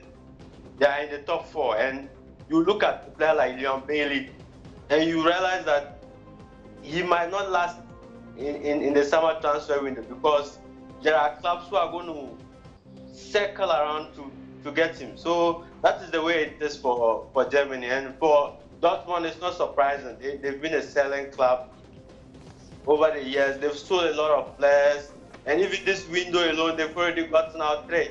And even Andre Scholler was going out until Andre Yarmolenko got injured. And they had to just pull a plug on the deal because they had no better replacements available. And so holistically and realistically as well, can't always guarantee players stay in Bundesliga for long. As maybe to Bayern, which we all know Bayern has that clout with this buy players, and all the players want to go to Bayern, all the German players, and you can see that they've shifted from Bayern foreign players to German players because last summer they bought in Niklas Süle, Sebastian Rudi, getting all those guys. They want to form a German squad again. They want to get another German backbone. They want to move away from that history of buying in foreign players, and they already have said Gnabry, as I'm speaking, on loan at Hoffenheim, who might just come in the summer to place either Robin or Ribery, who haven't really signed new contracts yet. So it's a bit dicey here for those 2 aging wingers. But let's see how it goes. By Germany, as I always see it, any player is available. So far as the Premier League will always come in, they will always sell. And at the right price, they will be ready to sell. Fantastic. Also coming up, some of the discussions we will have as we open the phone lines again. After all, it's your show. Where do Aubameyang and Mkhitaryan fit in at Arsenal? Also, we'll be asking if Mora is the missing piece at Tottenham Hotspur. Plus, how much of a loss is of Olivier Giroud to Arsenal? And news incoming, like George said, over the line, is that Arsenal have failed with a late attempt to sign West Brom defender Johnny Evans. That's critical. Why because they left it late, I don't know. I don't know why they left it late. Yeah. And Arsenal, again, in typical fashion, remember that West Brom were willing to let him go. Yeah. Johnny Evans was not part of the squad. Strangely, Alan Pardew gave a bizarre interview to say it was because of injury when we knew what was happening just on the blocks. Yeah. Arsenal have failed and failed big again. So let's know what your thoughts are. However, most of you have been commenting on the move of Ghanaian player Lumo Agbenyenu to Sporting in Portugal. And these are some of the comments we are having here. Most of you quite ecstatic that he has made the move. That makes about 4 Black Stars players who have made the move in this transfer window. Andre Ayew, of course. There's Baba Rahman, David Akam, and then Lumo Agbenyenu there. Even Majid Waris. So that's 5. That's fine. I was talking about regular starters. Yes. Yeah, sort of. So Dela Anikla says, a great move in my opinion. I like that chap. I see him more as a left wing back. Good luck to him. John the Baptist says, good move. I hope things will be much better for him there. Francis Mensah, also on our Facebook, says, moving to a big club of such magnitude makes Lumo well aware that he needs to secure playing time. Godson Ajifome says, perfect move, the best environment for his development. Frederick Agbenyavu says, good move, Pa, and all we want is to see our players shining in Europe. Oscar Sky says, good move. David Success also says, good move. Thomas K. Adabo says, God bless you. Yeah, I'll take that one. Majid Mohammed says, good move. Bill Ishan says, great move. Adamu is also commenting and says it's a good move. So generally, most of you like what you see with Lumo Agbenyenu moving over to Sporting. George, what do you got? All right, yes, more to talk about as we're building up and we're going through this. We'll be doing the analysis and give you the opportunity to speak. So we'll be activating our phone lines pretty shortly. You know, Gary, I would love to hear, surely, I'd love to hear from, Festus very quickly. We'll do that. But of course, if you're on radio, remember that you can also get into our phone lines and we can get into that. So just a little bit of that, Gary. I think we can talk to Festus straight away and hear from him on one or two of the deals. I don't know if Italy have got anything spilling over. So that would be Neymar, yeah. Yeah, Neymar, yes. Neymar, is there anything that we should know about Italy? I mean, yeah. No, sorry, go. Yeah, is there anything we should know about Italy? Have there been any moves going over the line like we've seen with Johnny Evans? No, not that I've heard of. Nothing dramatic. As I said, this window has been very, very calm. But it also raises the broader point that if you look at the whole issue with the financial fair play, I mean, the Premier League clubs obviously have the most money, and then you have the two clubs in Spain. But the thing is, if you look at the fact that PSG and Man City, they did in the summer, and if you look at how they're basically backed by two governments. I mean, they're state-backed club. And if you look at what the financial fair play intended to do and what it actually has done, is that it's basically cemented the difference between the clubs. Yeah. Like, it's basically taken a freezing point and allowed the richest clubs to go even richer, whilst allowing clubs like in Italy that are a little bit later in that modernization of the modern game, coming in now with Chinese owners, they don't have a chance. I mean, I think Inter's example is the most shining one. I mean, Suni, being one of the biggest companies in the world, have money, want to spend it, have raised revenue at Inter, but can't spend because of the financial fair play regulations. And I think that going forward, there will be a demand for clubs in Spain and Italy and other countries that they will need to look over the financial fair play rules, because what it's doing right now, it's not fulfilling any of its objectives. It's only cementing the differences. All right. First thoughts. Let me come to you on this point that Neymar is giving us. And if you are listening to us on Joy 99.7 FM, we'll be opening the phone lines as well to give us your thoughts on teams like Manchester City. Because Festus, the truth is that what people don't realize is that teams like Man City are able to skirt the financial fair play rules simply because of the way they are funded. Arsene Wenger made a very poignant statement at the time Alexis Sanchez was bought. George, you remember? Yeah. He said he respects them because they generate their monies internally and they pay for their stuff themselves. That's right. It was Man United. It was a subtle dig at teams like Man City, who are able to get the money from the sheikhs and then are going to tell, they always tell UEFA that they are using all that money, to develop academies and World Club, whatever. Meanwhile, they are getting more advantages than some of the other teams as well. Festus, what do you think? What I think is that the sponsorship deal the Premier League has is huge. Yeah. And it dwarfs any kind of sponsorship deal that maybe the Serie A or the Bundesliga would have. Let's make a case for Bayern. They have very huge money base when it to the sponsorship deals, because they get chunk of it. Then the other clubs take bit by bit. Then it becomes smaller.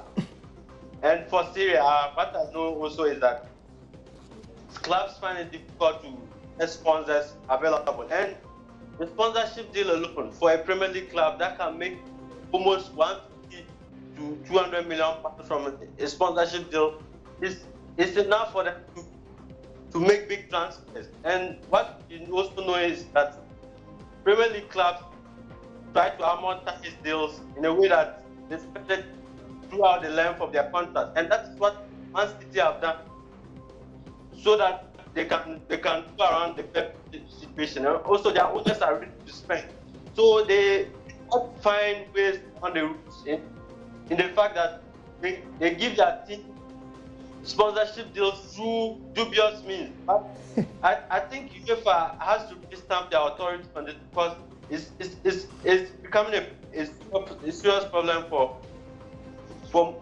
other teams like Arsenal, like United, who generate funds through their own means and through their sponsorship deals. And let's not forget, a club like Roma are struggling to get shirt sponsorship deals, and which is not really easy for them, because they don't also have their own stadium as well. The Stadio Olimpico, they are sharing with other teams. So making it from the stadium is not also forthcoming. So it's always difficult for them to get around the financial fair.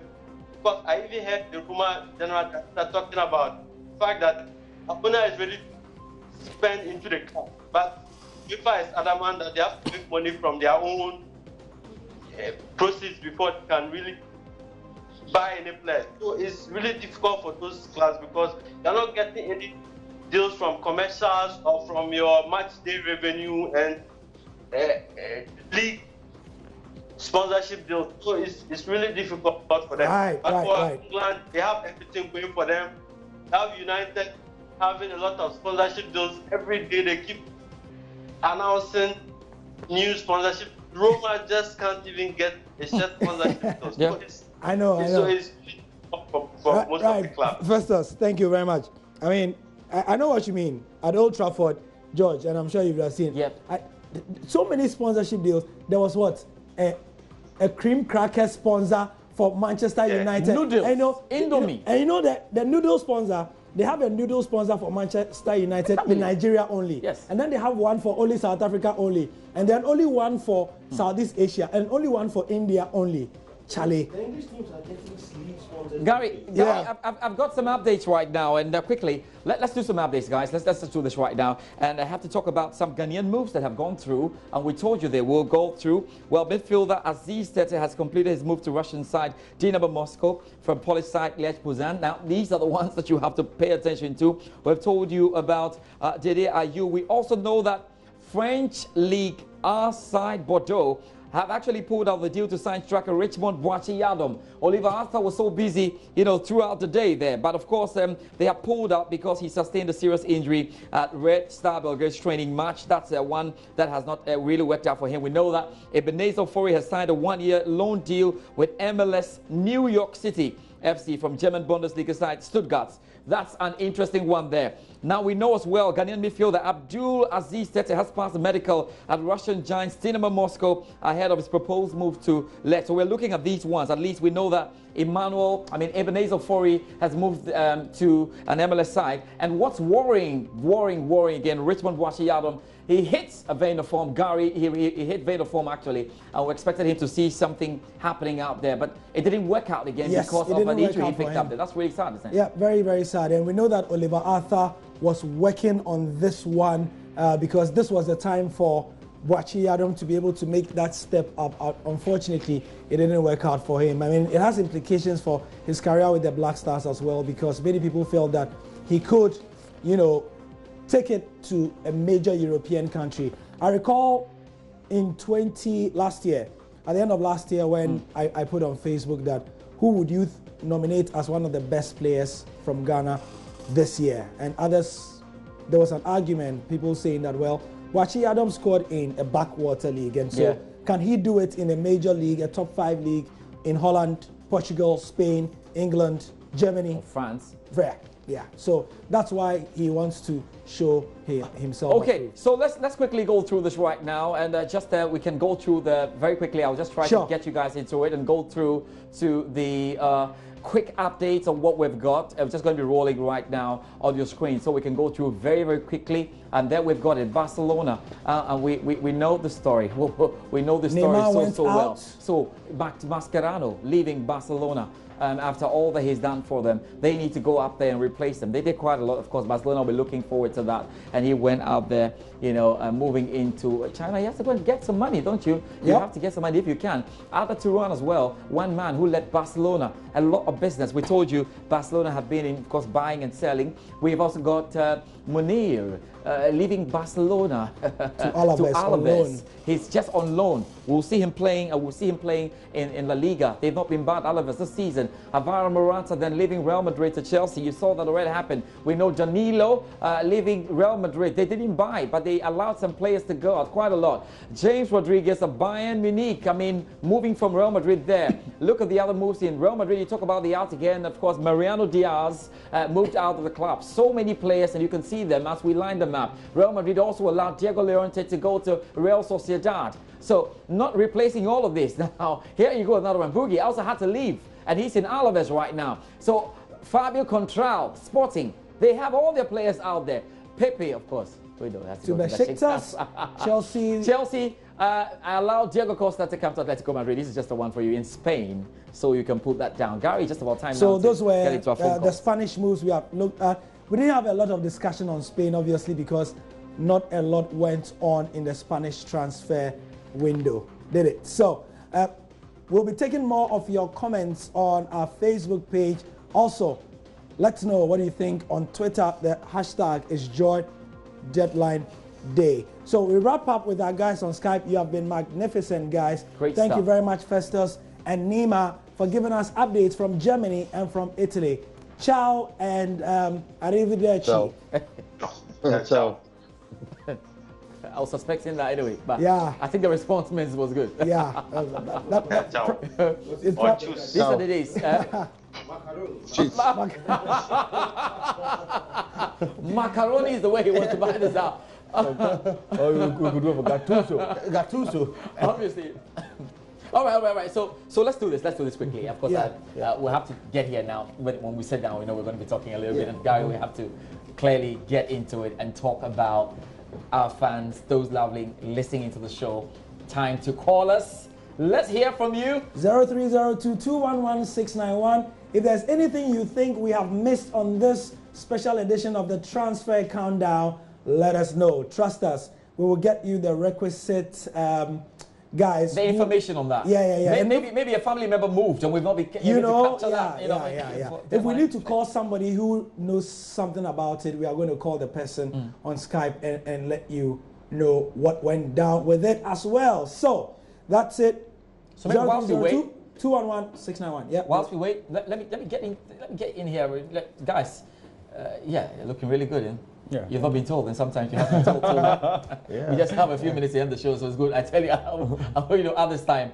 But Pep Guardiola. Oh, just before I went in, Gary, I hear you have a call on the line. Right, we have a call. It's Moro. Hello, good evening, and thank you for joining us on the final half hour of the Transfer Countdown. Yeah, good evening, Director. Oh. Yes, sir, boss. Yes, sir. Yes, sir, boss. I want to comment about the day you moving to Swansea City. It's a great move. Sure. And actually, you make Ghanaians proud. Okay. And I want to add about Arsenal transfer. Okay. Babian coming to Arsenal is a good move. And we pray that Swinya should be able to get out with this man, would invest. Because as Swinya like this, I don't know, always you have a good players, but you don't know how to use them. But at the end, they will flop. So we pray that he should be able to get out of the players their best. Right. Thank you very much, Moro. Where are you calling from? I'm calling from Boku. Oh, Boku. Fantastic. Yeah. We are coming down south to Accra. It's Lord Gaddafi in Dansuman. Good evening. Hello, Lord. Before you go on, let me just give you a bit of news on Liverpool. Yeah.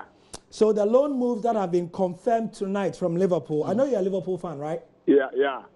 John Flanagan to Bolton is confirmed. Lazar Markovic to Anderlecht is confirmed. Harry Wilson to Hull City is confirmed. Ovi Ejaria to Sunderland is confirmed. Lloyd Jones joined Luton Town on a 2.5-year deal. So that's from Liverpool. Talk to me. So who are coming in? I like the question. Charlie, that's all that matters to you. Charlie, who are coming in, man? You have Van Dijk? I'm happy for Lumo that he has moved on. Okay. But I'm happy today that Manchester and Chelsea lost their matches. Yeah. So it's good news to me. But Lord, let me ask you. how do you feel knowing that you had so much money from the Coutinho move, but your club did not spend? You see, this question is that Yogi Club must ask this question. Yogi Club must ask this question. He must answer this question because I don't know. I think Liverpool is like Dortmund. Liverpool is not like Dortmund. If Liverpool is to be in Germany, it's Bayern Munich. You know, so Liverpool is a great club, so it must not toy with Liverpool. Yeah. Lord. Yeah. I have a feeling you want to complain in Ghana. Is it? I mean, if you want to complain in Ghana, how will you say it? Go call it again.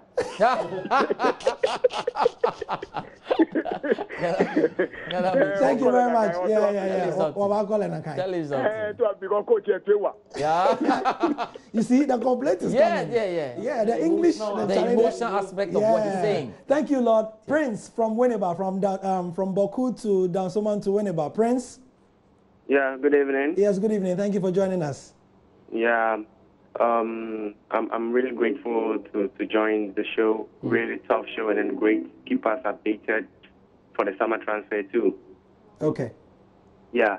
So earlier on, you were talking about the Ghanaian transfers that were completed. Yes, sir. Suddenly, one couldn't be completed. That is Winford Kobner to Viborg FF. I had a chat with his agent. You had a chat with his agent?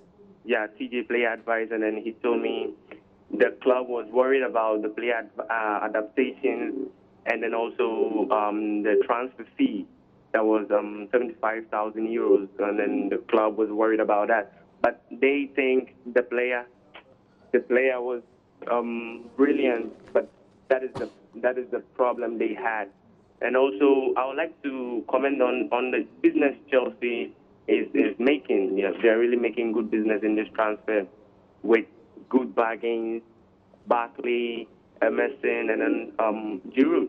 You know, on paper, we have great transfer business. We've done a good business on paper, but people don't really see this. You know, as an upcoming agent from here, no one knows me though, but I'm upcoming, wanna be an agent, so I have all this education from top experts from Europe. So I see Chelsea's business as a great business, a great bargain. People don't see this. I see it to be a great business that Chelsea did.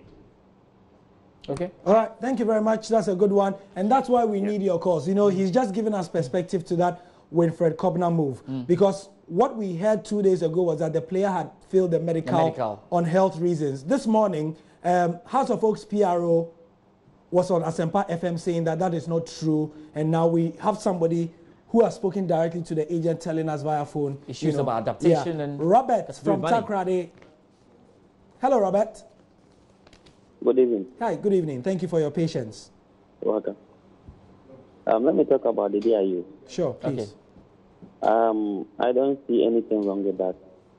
Because the day is a better player at Swansea than coming to West Ham. Let me go back a bit. Talking about Brazilian Dunga. Yeah. Dunga is a better player for Brazil, but he was then playing at Japan. Yeah.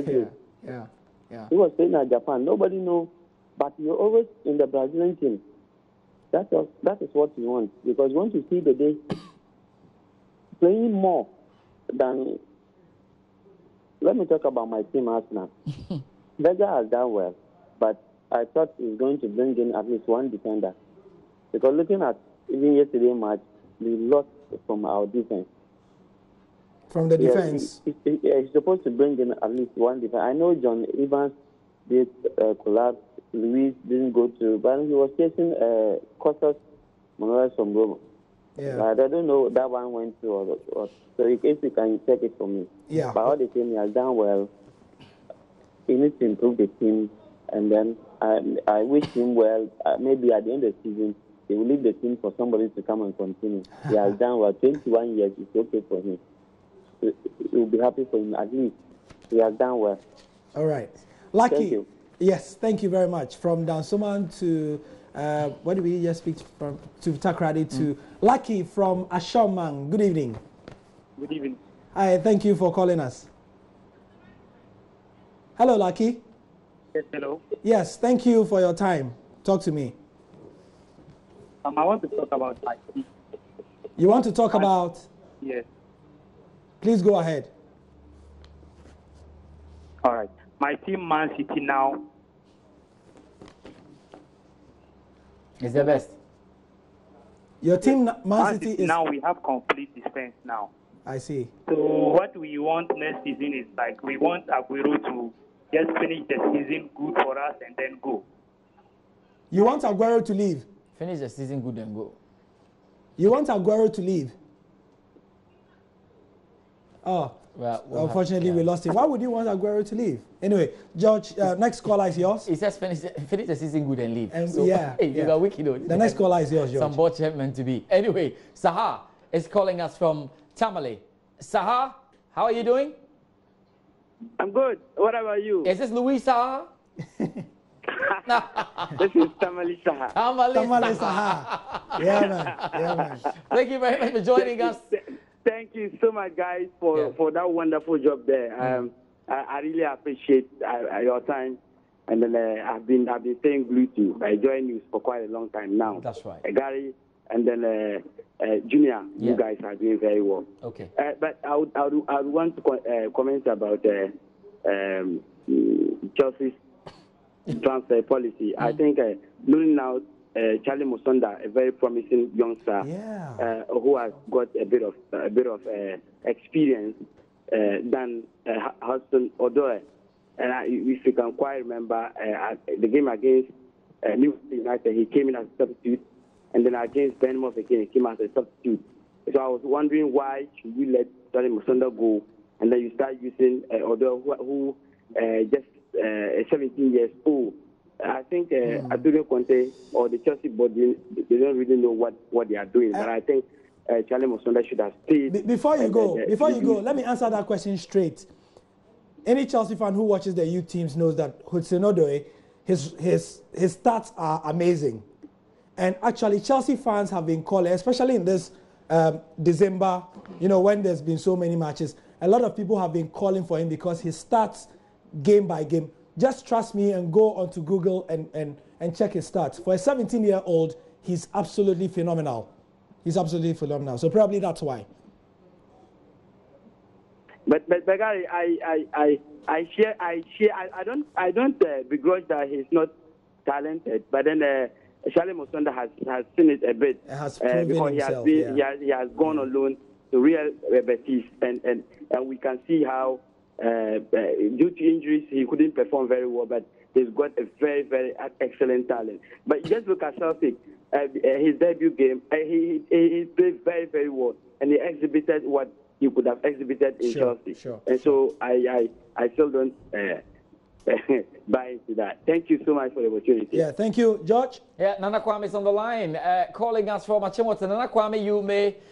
or you can register your name now if you want to. Nana Kwame, good. Nana Kwame, have you been to the birth and death registry yet? Not yet. You are free, you can go. Nana Kwame is fine. Anyway. Right, thank you very much, Gary. Nana, let's hear from you. You know I'm a Liverpool fan. Yeah. What is wrong with Klopp? Oh, Charlie. What is wrong with Klopp? You make all this money and you refuse to spend.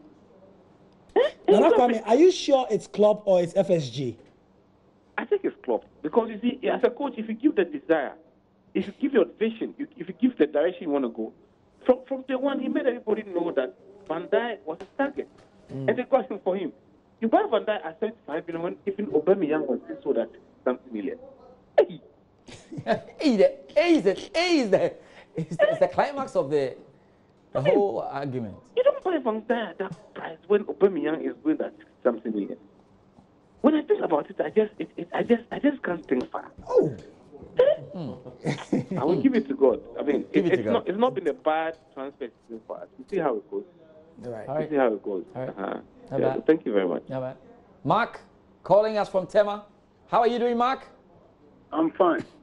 Mark, you sound like a Liverpool fan, are you? No, I'm Man City. The Man City fans are... So, Mark, let me be very honest with me, Mark. I want to ask you a question. No, Man City. Can I ask you a question? Yes. What team did you support before Man City?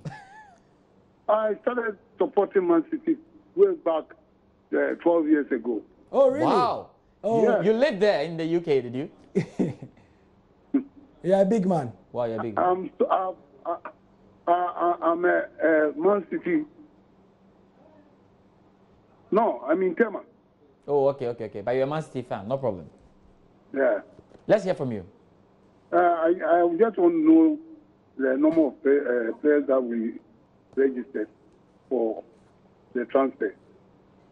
Okay. Okay, we'll feed you with that. Oh, I think we put quite a bit on for this there. one. Yeah, we'll feed you with that. We'll feed you with that. So Straightforward. please keep watching. Yeah. Okay. Right, George, another caller. Another call on the line is Kingsford calling us from Brekum. Kingsford, good evening. Good night. Good evening. Hi, is it good night? Good night. Good evening. Hello. Good evening. Good evening, Kingsford. Let's hear from you.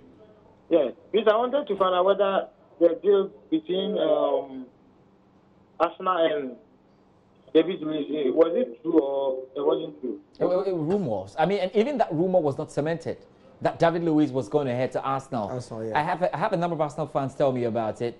I'm sure it's just somebody's imagination. It really didn't go through. Like some of the Chelsea fans were still saying that. Look, even the Peter Crouch thing wasn't really it. We've got some stories that were, just out there. One of those, you had Ashley Barnes and all of that. And before you said Chelsea wanted Seydou Bansi and all. I mean, it happens. Or Aristide Bansi and all. But thank you very much. Do you have any more to say, Kingsford? Okay, I think Kingsford is fine. Right. Gary, is Alaji on the line? Yes, Alaji. Hello, good evening. You are calling from Savelugu. Hello. Hi, Alaji. Yeah, good evening. Thank you very much for joining us. Yeah, thank you very much to give me this opportunity. I'm really enjoying your program for this evening. And this evening matches. Today, Chelsea lose 3 goals to 0. And I'm very sorry for these people because has Chelsea make proud, they can feel win today, but they lose. Now, it shows that Chelsea, they can no more in the top 4 again. I'm a Liverpool fan. I hope Liverpool, we will take over for Man City and Man Youssef. We will take over for them. And so I just want to send my greeting to all Liverpool fans because yesterday we scored 3-0. We scored 3-0 and we will continue to score. Tottenham, Saturday, I think Sunday, we'll play against Tottenham. And I hope we'll score Tottenham to 2-0 or 4-0. We'll score them by all means. Thank you very much. Brave man. So from Savelugu in the north, we come slightly south and then to the east to Jerome from Aplau. Good evening, Jerome. Hello, good evening, Gary. Yes, how are you, sir? Yeah, I'm okay. How are you too? We're doing well, thank you. Myself and George and Kosi and Raymond. Thank you very much. And then thanks to George Ado too, because people have been giving us updates very well. And I'm a Man United fan, but this evening was not, good for me. Simply because Mourinho have been giving us some of the, bad games. Because actually I did not watch the game because of your program. I watched your program, so I couldn't watch the game. I followed the game online. Actually, Mourinho is giving a heartbreaker. Simply because if you want to play football, play football. Forget about talking. Stop talking. Play the game. Put the players on their right place. Play the game. Because I'm over. Charlie. Boga is slow. Man. Mourinho, he's coming from Aplau, so Kosi, I want to say Boga is slow in every way. How you say that? Boga slow video. Boga was slow. No. Raymond, give us the remix. It's slow. Raymond, how do you say slow in How do you say slow? No. Give the whole sentence. Boga. Let's do that. Raymond, Desmond from Trapa. Hello, Desmond.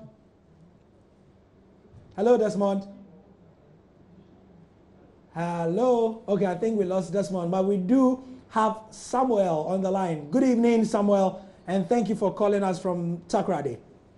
Yeah, good evening. How are you? I'm fine, thank you. Talk to me. Yeah, good evening. Yes, I can hear you. Please go on. Right. Yeah, I'm a Liverpool fan. You never walk alone.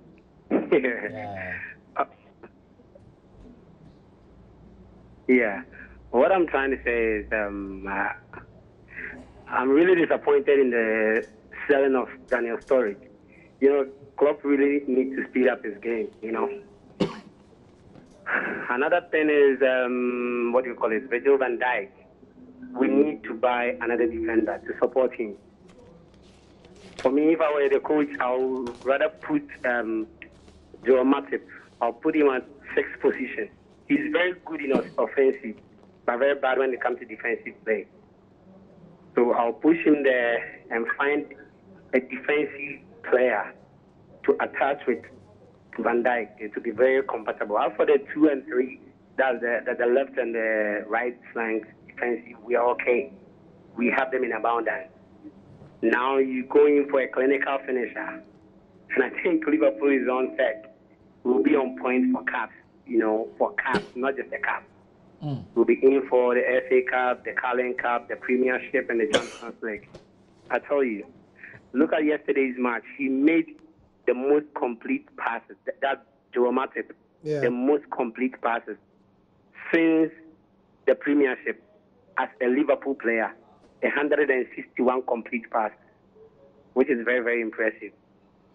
But putting him on the defense is very, very kind of low, you know, on him. But I will push him forward. Okay. Yeah, he's very good. Thank you very much. Yeah. Daniel, before we come to you, Daniel, you please take that one. But a couple of updates. That's why I'm looking on my console here. Apparently, David Silva had a tough kick in a painful area, according to Guardiola, in the post-match press conference after their match today. He says he's not sure if David Silva can play at Burnley. He also says, you know, Laporta played today, Aymeric Laporta. And Guardiola says that, I'm quoting him, he says, Laporta, after 45 minutes of training only, comes in and plays like he did today. And wow, I think what a central defender we have brought in. People say he's expensive, but maybe he will end up being cheap. Guardiola also confirms that Man City were going for Laporte in the summer, but decided to bring it forward because in Spain it's easy because of the fact that they have a buyout clause. Also, bad news for City, Gabriel Jesus had an injury. He'll be out for 3 or 4 weeks, but Guardiola says he's not sure when he will come back.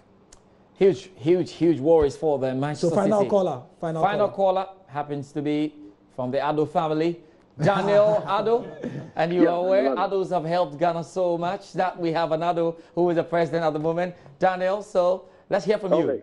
Okay. I just wanted to contribute to your program shortly. Yeah, hello. Yeah, please go on. Go ahead. All right. I'm a Chelsea fan. Serious Chelsea fan. I really loved Charlie Musunda, but after watching Odoi, in fact, my heart goes for him.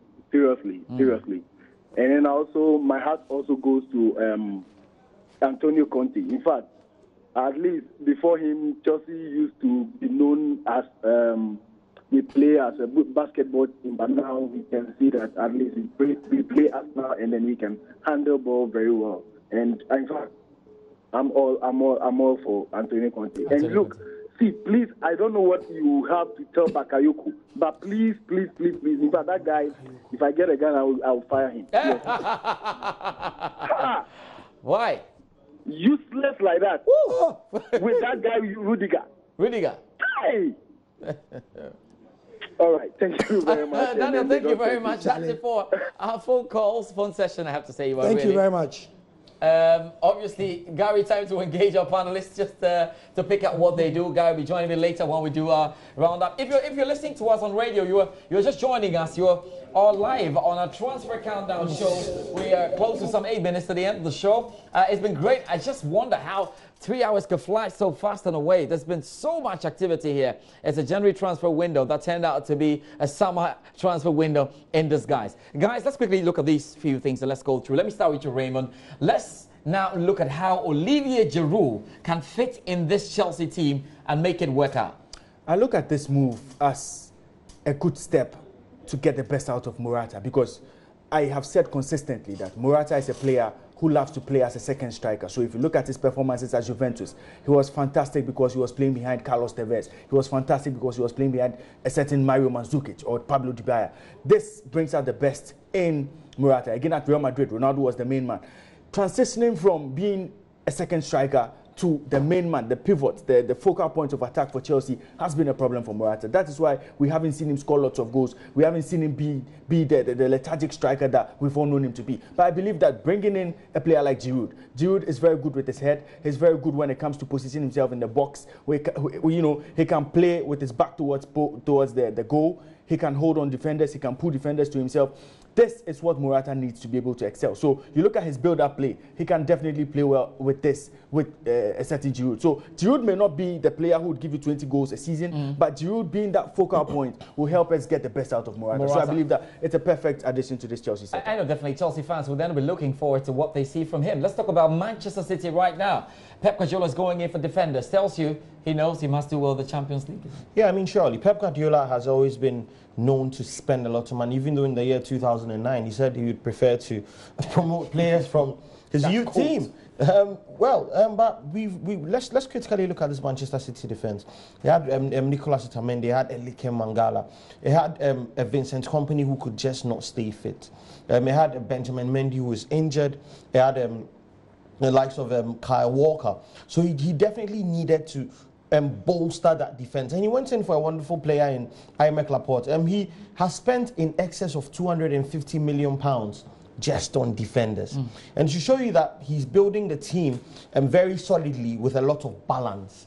So he's not just going out there to buy explosive attackers and battling midfielders, which we've seen him do. He's also going out there and he's spending a lot of money on defenders, which is very, very important for the base of any team. And he's looking long term. So you look at the age of the players he's bringing in. He's bringing early 20s, mid 20s players in because he's looking to build a dynasty at City, which they brought him in to do. So all in all, he's investing, and he's investing very well. He's investing not just to strengthen the team, but to strengthen the team to be able to fight on every single front they find themselves playing. Yeah, really, just wondering what this will say about Pep Guardiola if he ends the season not being able to go past the semi-final berth that the Man City had before he took the team. No, but George, we have seen managers like Pellegrini, we have seen managers like Mancini win the league without this kind of spending. Now, if you spend £452 million in just 2 seasons, absolutely, you have to deliver the Champions League. Because Pellegrini made it to the semi-finals without the star players that you have, without the kind of spending that you have done.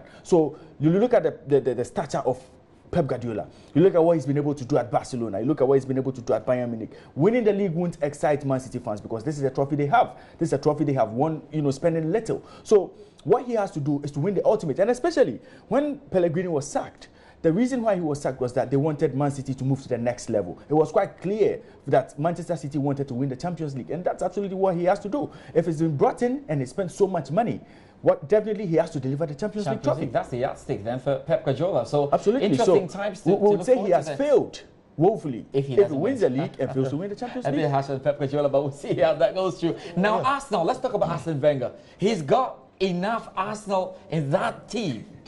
Can they use it to their effect? Now, let's look at Arsene Wenger's footballing philosophy, and let's look at the players at the club now. Now, we've got Mesut Ozil, who has signed a new contract. I think he signed for £350,000 a week. I mean, absolutely wonderful news for Arsenal. Greatest news this transfer window for them, if you ask me. And we've got the likes of Mkhitaryan coming in. We've got Aubameyang coming in. These guys are very creative and productive players. Now, Mkhitaryan played with Aubameyang at Dortmund, and it was a very devastating partnership they had there.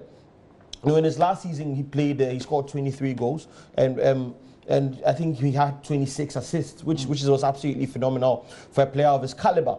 And fitting all those players into that Arsenal front line will be a delight to watch if Arsene Wenger is able to coach them properly, which he's known to do attacking wise. Because in the midfield they've got Jack Wilshere, who is coming back to his best. Granit Xhaka has been very, very, very inconsistent, if you ask me. But with the kind of system Arsenal play and with the kind of coach they have, and with the philosophy of their coach, I believe he's going to fit them in properly. We are going to see a very fluid attack from this Arsenal team. I've heard undertones that he's going to strengthen a lot more during the summer. But we're looking forward to see how they play together. We hope it doesn't take too long for them to gel because of that relationship between Henrik Mkhitaryan and Pierre-Emerick Aubameyang, also partnering up with them. So it's going to be wonderful. It's going to be a delight to watch. We are all looking forward to it. Well, quite a lot to look forward to that. And yes, Arsenal, we talk about, with Manchester United, Manchester City, we talk about Chelsea. This is going to be a mad run for who gets to finish in the top 4 and truly who gets to be relegated. Tottenham Hotspurs with Luka Morath. Well, how does that change that whole thing?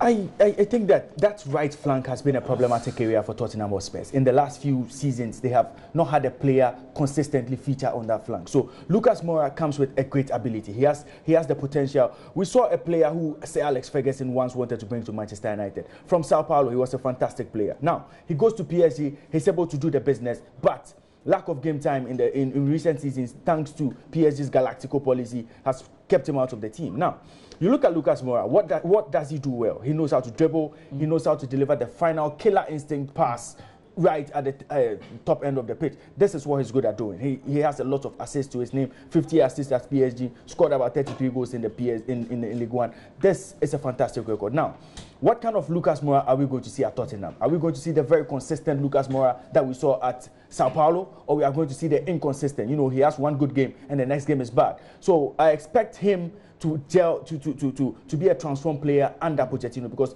Pochettino knows how to get the best out of players. So looking at Lucas Moura, fantastic addition on the right flank. Once he's able to get into that box, once he's able to get the final balls to the strikers, definitely Tottenham will be scoring lots of goals. So I think it's a fantastic addition. Looking at what Tottenham are doing, Eriksen, Son, Dele Alli, fantastic addition to help that attack. Thank you very much, guys, for joining us on the show. Elam Fiaka, great to have had you on the show. Awesome. We enjoyed every bit of that. Greetings to Mr. Fiaka. He's not sleeping. I doubt he is. Such a strong old man. He doesn't want to hear Liverpool. Raymond Yamato, thank you very much as well for joining me. And a great thank you. And all these players who have moved in the transfer window will have a great opportunity this weekend to show us what they're made of. And some good games to look forward to, like the Barcelona Espanyol to come, like Liverpool versus Spurs, Chelsea, Manchester United. Who are you? How much were you bought? Show us what you've got on the pitch, pretty much.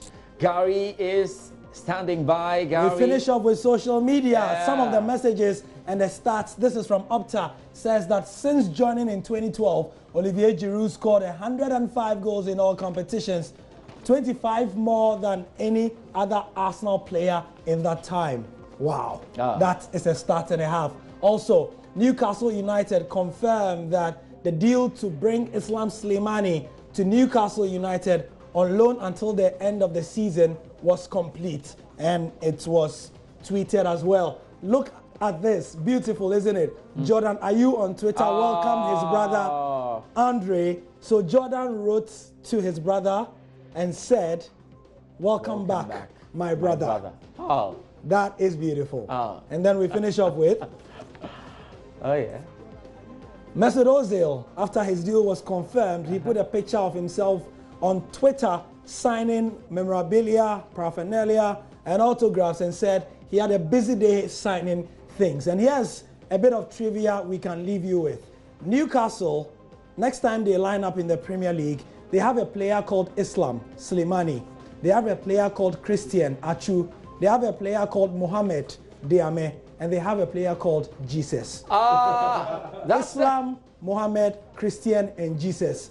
We should have a church service and an Islamic prayer session there for Newcastle United. And surely you can't fail Rafa Benitez. You've got everything supernatural Saint Rafa. Right behind you. Saint Rafa, yes, you can. Saint Rafa. Let's say a big thank you to everybody who's made this work out. Let's start with that engine room. Enes Boama has been huffing and puffing. Phenomenal. And his Boama has made this work out. Selwyn Saki, Moses Yeboah, A fantastic director, David Babu Drew. A great job, you know.